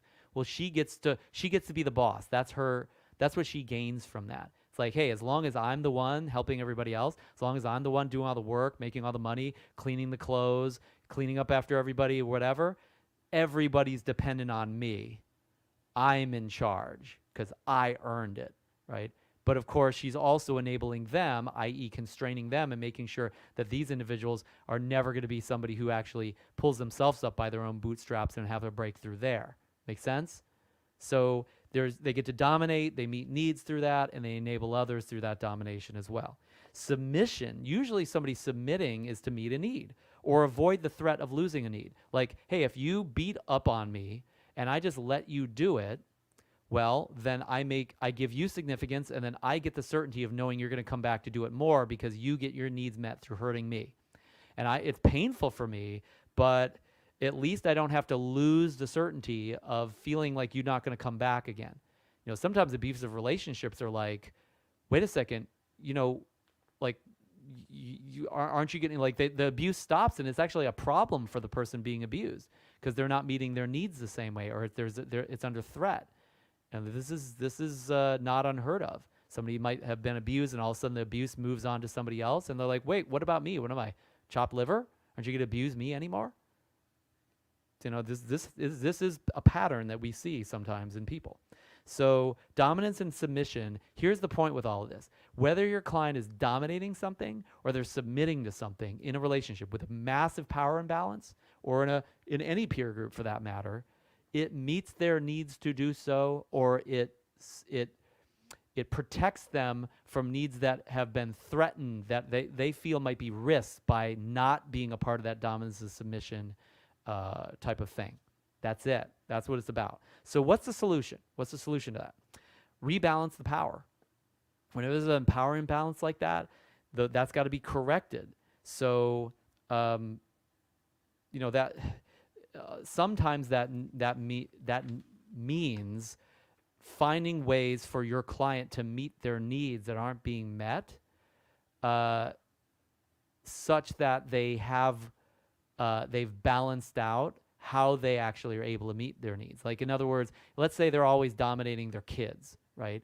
And so the way they meet their needs by doing that is they get, let's say, a certain amount of certainty and significance.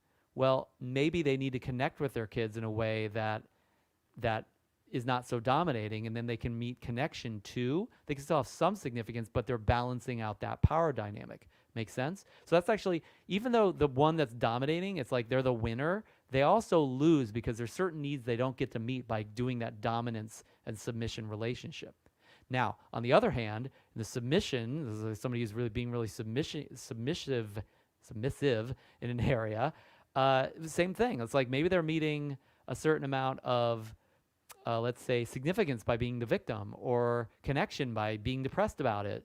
And it's like, well, they could meet another need if they weren't so submissive.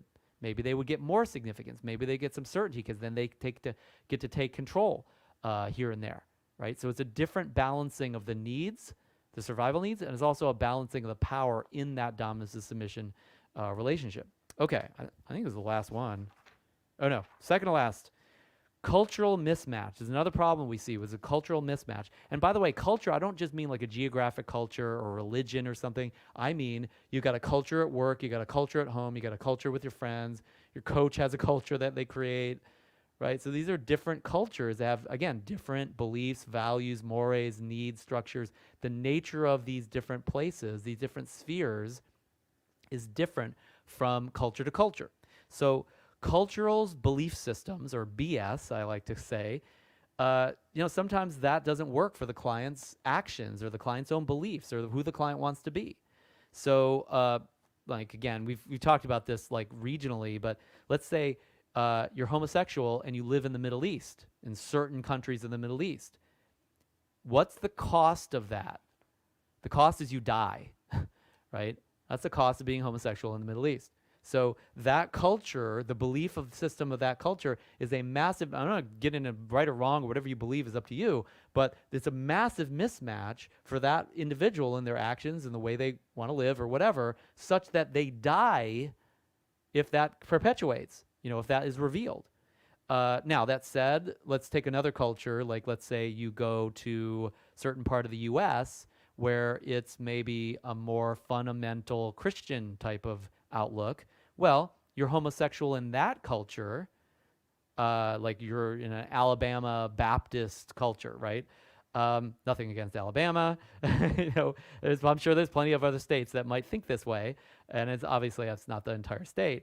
But you're probably not going to die in this day and age, but you may feel pretty sad. You might feel kind of insignificant. I actually had a student once who went through the mastery program, and she's homosexual, and I think she lived in like Georgia or something like that, and she was an achiever, and she's just an amazing person. And she had a girlfriend she totally loved, great relationship, and she said, Jeff, I don't know, I guess it's like a session we had at one point. She said, Jeff, I've been wrestling this for like a decade, wrestling with this. I'm deeply Christian, and obviously she's kind of part of that our Bible Belt, And she said, but what you read in the Bible and what you hear from my fellow Christians, my tribe, is that I'm sinning by being who I am, and that it's like like I'm paraphrasing, but like it's an abomination of relationships and the the way you're supposed to be. You're gonna go to hell if you do all that kind of stuff. Like she kind of gave me that rigmarole, and she was just really sad. Like I could tell it wasn't just like the reality of it. It was she felt low. She felt insignificant. She felt less than because of the way she felt in her own mind and body about intimacy and relationships and who she wanted to select as far as a gender, right? Like that massively impacted who she thought she was, massively impacted needs that she could not meet at a very high level for this one thing, because she so deeply believed in what the cultural BS, the cultural belief systems were. She had a mismatch with that, and she was trying to align with those cultural belief systems, and it's like, she couldn't survive believing those herself. I mean, in terms of like meeting her own needs, at least feeling good about herself, if not loved and certain and feeling like she had a spiritual future. So homosexual in the Middle East, dead. Homosexual Alabama Baptist culture, maybe not feeling very good. But you see how radical a difference that is like between like literally physically dying and just feeling kind of bad about yourself versus like you go to, I don't know, San Francisco, and it's like, maybe you actually feel even better about yourself the gayer you are, right? So it's like which one's right? Which one's true? And the truth is, it's just a cultural mismatch. It's like, who are you to say? As soon as you decide which one's right and wrong, and you say, well, I got that because that's what God said, or that's what the Bible said, or that's what, my peer group says, so that's what's right. Well, then you better call yourself God. Because you're the one saying it now. It's not God saying it anymore. You're the judge. Again, that's just my belief, and I won't go on the attack on that one. But the point of it is that we're not talking about reality here. This has nothing. Nobody cares. Your cultures, they don't care about reality. They just care about what their beliefs are, how they meet their needs, and they line up for that. Their beliefs follow how they meet their needs. And so your client sometimes is going to have a cultural mismatch with these areas for what they desire. Does that make sense?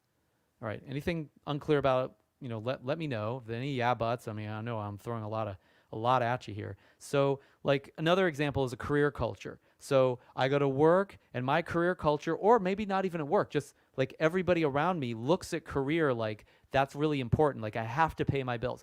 There was a student once, she stood up in a training, and she said, I want to do this, but my belief is I have to pay my bills. I have to make money. And I was like, great. Well, then that's your belief. Then that's going to constrain you. With her culture, she came from a very kind of family-oriented culture where, like, when it's your responsibility to pay the bills, you freaking pay the bills. Like, you don't have any options.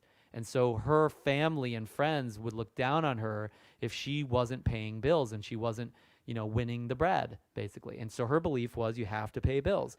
It was a massive mismatch between her culture and what she wanted, because what she wanted was to transition into a different business, and that business would not pay the bills initially, and she knew that.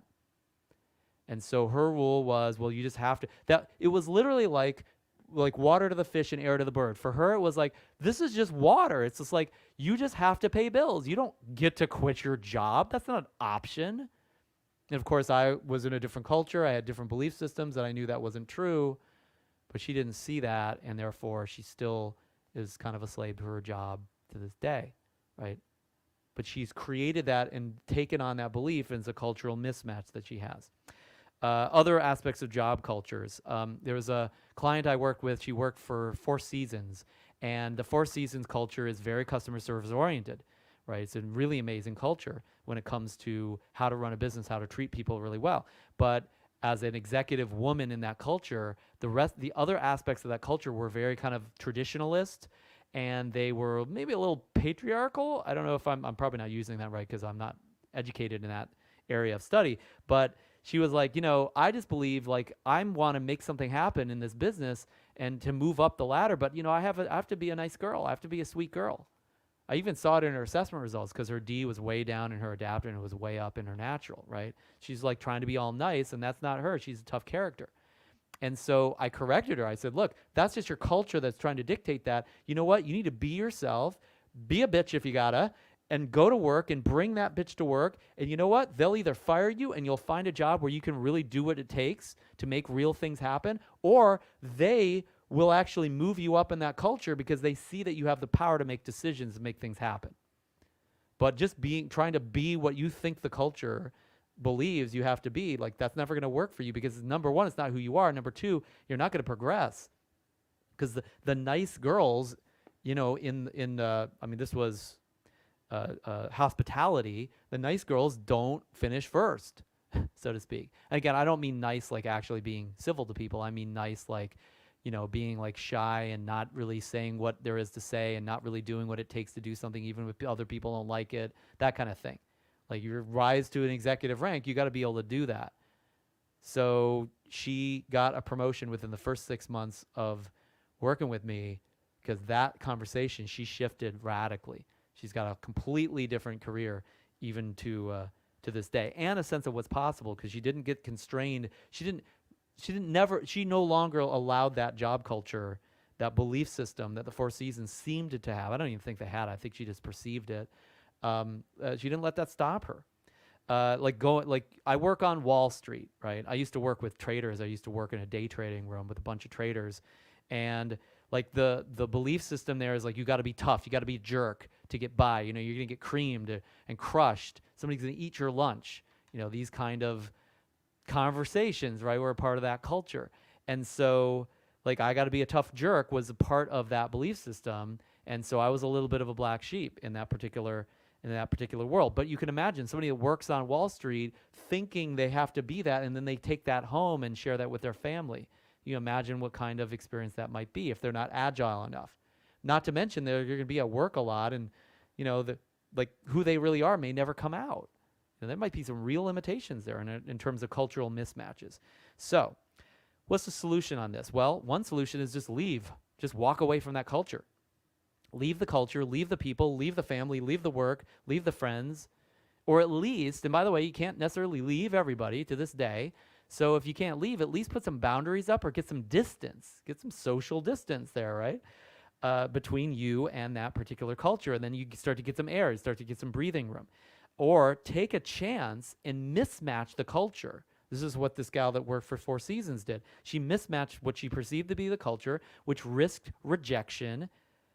But her fear, I think at the time and in retrospect, was unfounded. So sometimes risking, like, leading the culture, actually saying, no, I'm not going to take on the belief that you guys have. I'm going to go farther. The other day, just yesterday or a couple days ago, You may be watching this later, but there has been something going on in our recent election where certain groups of people have said this election is bogus, is totally fraudulent, and we're being cheated, right? And so part of that group that has been kind of aligned with that has been the evangelical Christians. Well, just the other day, there was a very high-ranking evangelical Christian that tweeted this out. They tweeted out a message that said, hey, you know what? We cannot be involved in this Trumpism thing anymore. Like we gotta distance ourselves from this. It's like 4 years into this world that we've been in for a while, right? And so it's like maybe it's a little late for you to say this, right? But the point is, like, most of that culture had been pretty homogenous in terms of actually speaking to and appreciating that particular side. I'm not saying right or wrong. It's not to get into politics or religion or any of that. But this woman spoke up, and she was speaking in a way that today is a cultural mismatch. That risks rejection for her. Now, maybe her fear really is unfounded. I don't know, right? And maybe she'll be embraced by her culture. I don't know. Maybe the culture will go along with her. I don't know. But the point being, she was like the first voice in a long time that was a major voice in that particular group. It seems, at least from the outside looking in, that has said something that's contrary to what that culture has the line that culture has been towing. And so it's a great example, I think, of taking a chance and trying to lead a culture, mismatching a culture, and saying, no, you guys come with me. I'm not going with you. And again, let the chips fall where they may. We'll just see what happens with that. But that's being a leader sometimes. It's just, as a leader, you can't be only constrained by the current culture that you live in. You've got to be more than that culture in order to lead the culture. If not, you're just a part of that culture. You're just another one. You might be at the top of that culture, but you don't really lead them. You're just doing the same thing that they're doing. Nothing wrong with that. It's just don't call yourself a leader just because they've embraced you. That's a popularity thing, not a leadership thing. All right, final problem solution peer-wise is peer addictions. So a peer is usually a major vehicle, like part of your tribe or your family or your relationships. It's a major vehicle for meeting your needs, as we talked about a second ago. So when that's the case, a lot of times you cannot deviate from what would keep that peer around, what would keep that peer relationship functioning in the usual typical way it functions for your client, right? So then it's an addiction. Like, I can't do anything different because I'm addicted to the current peers or the current way my peers are operating with me. And I don't want to mess with that. It's a risk. So maybe there you have a bad role model, or your client has a bad role model, right? And they feel like they have to be a match for that role model. They really look up to that person, and they're not a great role model for them. And they don't know any better because that's the only role model for them, and that's a part of their culture or their tribe. And so they just kind of go along with that. Or it's like a cultural or family addiction, very similar, like a tribalism type of thing. Like, my horrible dad is the best, right? I remember, my daughter was, 5 or 6, and I was still in a part of my life where my pattern was to overwork and not spend much time. And I was very significance driven at the time, way more significance driven than I am now. And I was very disconnected and very aloof. And, my wife and my family would call me out on that and complain. They would say, you don't spend time with us. You don't treat us very well. All this kind of stuff. And I remember kind of trying to fight that in my mind, but also realizing I kind of agreed with them. I was like, yeah, they're probably right. And yet my daughter, when she would hear these complaints and these criticisms, she's like, don't say that about my dad. My dad's great, and all this stuff. And I was like, I was thinking, why is she saying that? Because I'm not really they're probably right? But she divorced herself from that idea. Why? Because I was a role model. I was maybe not the best role model at the time, but I was a role model for her. She looked up to me in a variety of ways. So whatever I did, even if it wasn't the best thing, even if it was a mistake, it was a warning for what not to do. She could not see it at that as the time. She could not see it as that at the time, because the way she filtered that was, hey, he's my tribal leader. It's like all the kids always want to play with the biggest kid in town. They go after who's dominating the situation. At the time, I was very dominant in that situation, even if it was not a good dominating. And so she wanted to embrace that. She could feel the power, right? No, I'm not saying that's a bad thing. I'm just saying it's like sometimes you will have a role model, or your client will have a role model that's not a great role model for them, and yet they naturally and automatically embrace that role model. So when we talk about like somebody's relationship with their mom or dad or parents or people that have kind of mentored them, we want to look at how they thought they had to show up for them, because that's going to control a big part of their life in a big, big way. Those are pure addictions in a way.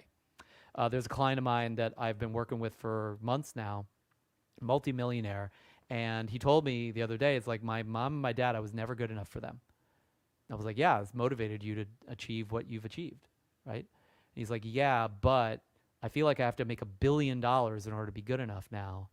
And I said to him, I was like, well, do you want to have a great life and just live your life full out and maybe make more money but not necessarily $1 billion? Or do you want to just make the $1 billion and damn the torpedoes and that's the way it's got to be? And he said, I want to have a great life.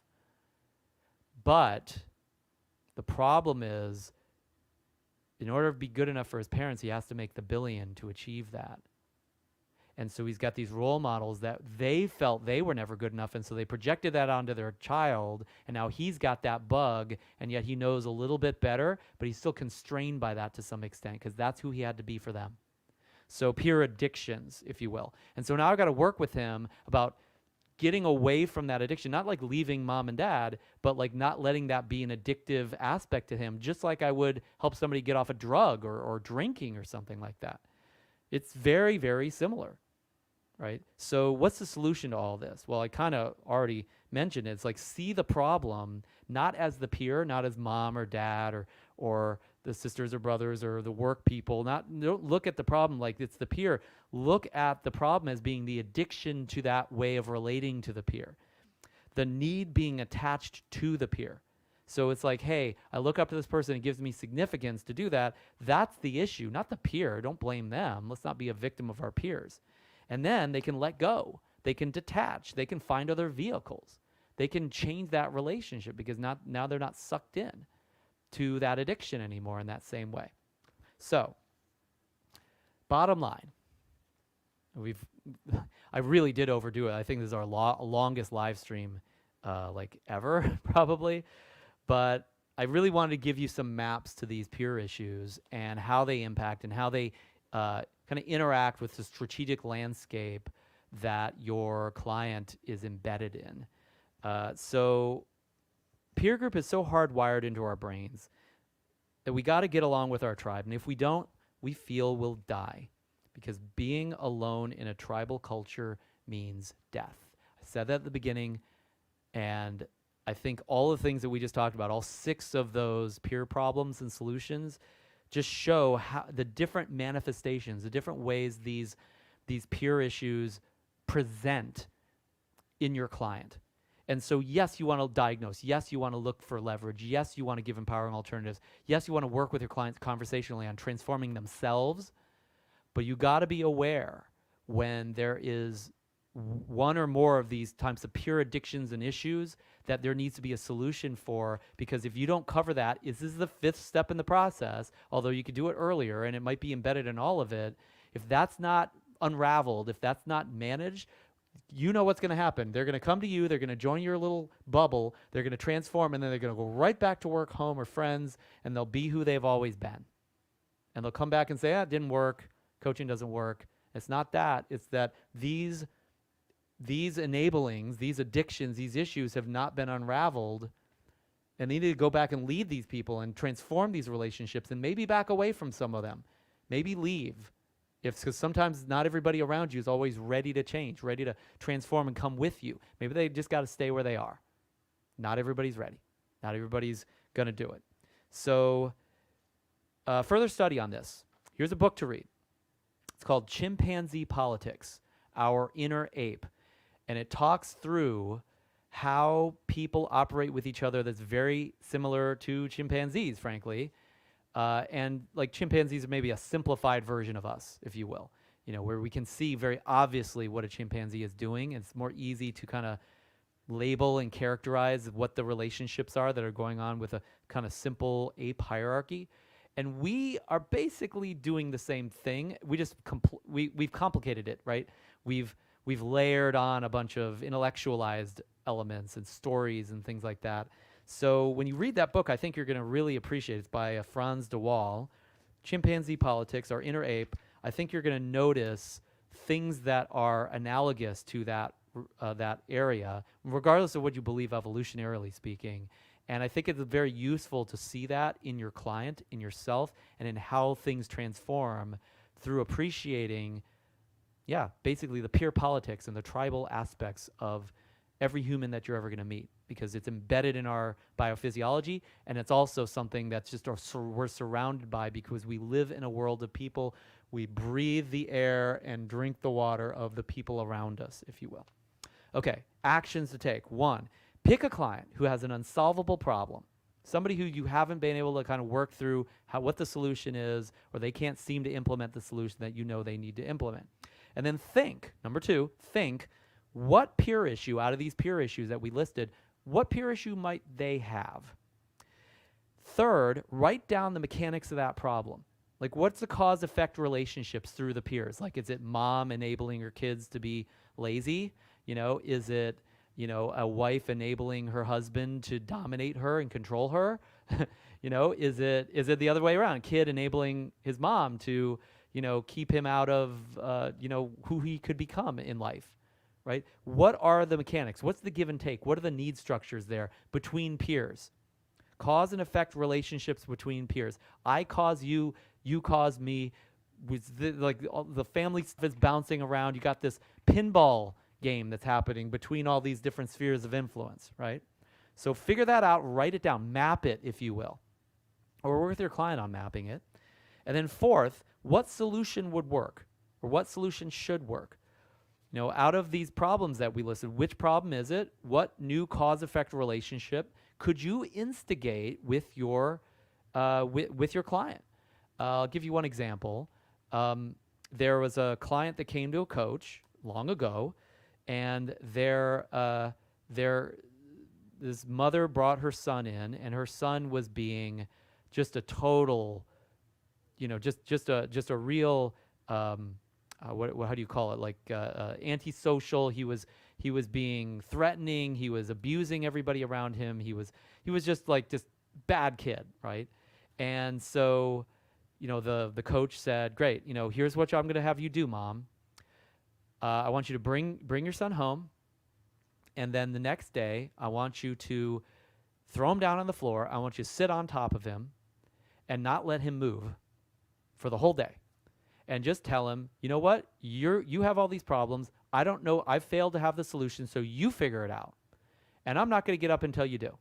So, okay, now I'm sure in this day and age, that kind of coaching and that kind of operating principle would, I don't know, maybe it's probably a good chance that you get in trouble with that. But anyway, at the time, this was something that was passable in our culture, I guess.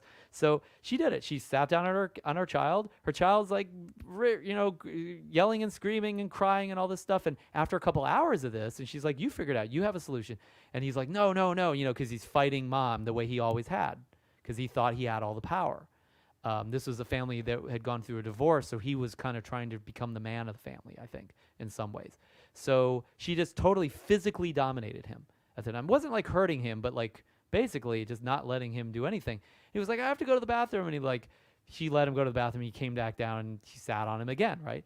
And finally, after like a day of that, and her family, got back together, and she's feeding her kids, but now she's not like her son, who's the bad kid. She's feeding him like something he hates. She's like feeding him oatmeal and making him eat the oatmeal, and he won't eat it all. So she's like, "Okay, I'm not making you anything else. You got to eat this oatmeal next meal." And finally, he forces himself to do the stuff he hates.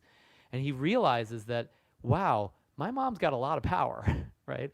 And so Mom changed her behavior because Mom was enabling the son to be a tyrant and be like a miscreant, or whatever you might want to call him, be totally a truant, if you will. And now all of a sudden she's changed the game. She's not feeding him what he wants. She's not enabling him. She's not letting him do anything. She has totally changed his life for the worse now. And she doesn't even try to change him. She's not even trying to have him go fix the problems or anything. She's not even making him do anything. She's just leaving him alone and saying, "This is what I'm going to do. You figure it out, solve the problem yourself. So all of a sudden what started happening was he would go out to the neighborhood, and where he would had like destroyed the flower bed, he started fixing everything. He would go to the neighbors and he would knock on their doors. Like, he's just putting himself up to this. Like, mom didn't tell him to do this. He's like apologizing to everybody around him. Like going to school and saying, "Oh, I'm so sorry, I was this horrible kid at school. I'll never do it again." All of a sudden he's doing all these things, right? Proactively, you know? And so anyway, long term, she started treating him fairly well again, kind of let him have his creature comforts back. But it was only after days and days and days of him proactively taking responsibility and fixing the problem, right? So the point I was making there is that was a cause and effect relationship. Does that make sense? There was a pinball that was hit by the little pinball flapper thing, paddle, and the pinball went in a certain direction, and it was going in a direction that wasn't a good direction for anybody. And all of a sudden, then what happened is mom hit the pinball in a different direction. The pinballs changed. It took a little while, right? There was a lag time involved. There was some physics involved in that, but eventually it actually showed up. So what solution works? What cause-effect relationship can you instigate strategically with your client? And then finally, step 5, go do it. Use this stuff. Actually take action on this, and let's see how it goes. That's it for today. I know that was a knockdown, drag-out discussion. Really appreciate you sticking around. Any questions, let me know. Hit me up in the chat. And finally, I would ask you, as my peer, to do one or two things. Number one is, if you can hit the like button on this video, wherever it is, you will, chances are, see more of it, but it also just really makes a difference for the people that are similar to you that maybe are a part of our peer group and they don't even know it. And we'll be able to reach them. And it's a beautiful service we can do for them. And it also comes back to me as well, and kind of encourage me to continue this process, to make even more of these and make a difference for you as much as I possibly can, and for your clients as well. It's kind of the economy, if you will, of this media. Ultimately. So I know also what it'll do is it will make sure that whatever algorithm that impacts will bring more of this to you that's similar or the same. And so next time I do one of these, you'll probably be notified. The only way to guarantee that said, is to come over to YouTube and subscribe to the YouTube channel, and then hit the bell, because that makes sure you get the push notifications when I actually go live or when we actually upload a production for you as well. And then just let me know how this stuff works for you. Put it in the chat, because I'd love to see what kind of difference it made, if any, as well. So that's it. That is the last live stream of the entire semester, of the season, and of Strategy Immersion Training as well. So congratulations if you're still in this conversation right now. You made it through. Watch the other ones. We're going to leave them up for a couple weeks, and then after that, we're taking them down. We only have these up during training, so make sure you kind of binge on them for the time that we have together, and take notes and go use this stuff, and let's see what a difference you make for your clients and your peer group in that process. Take care, and I'll talk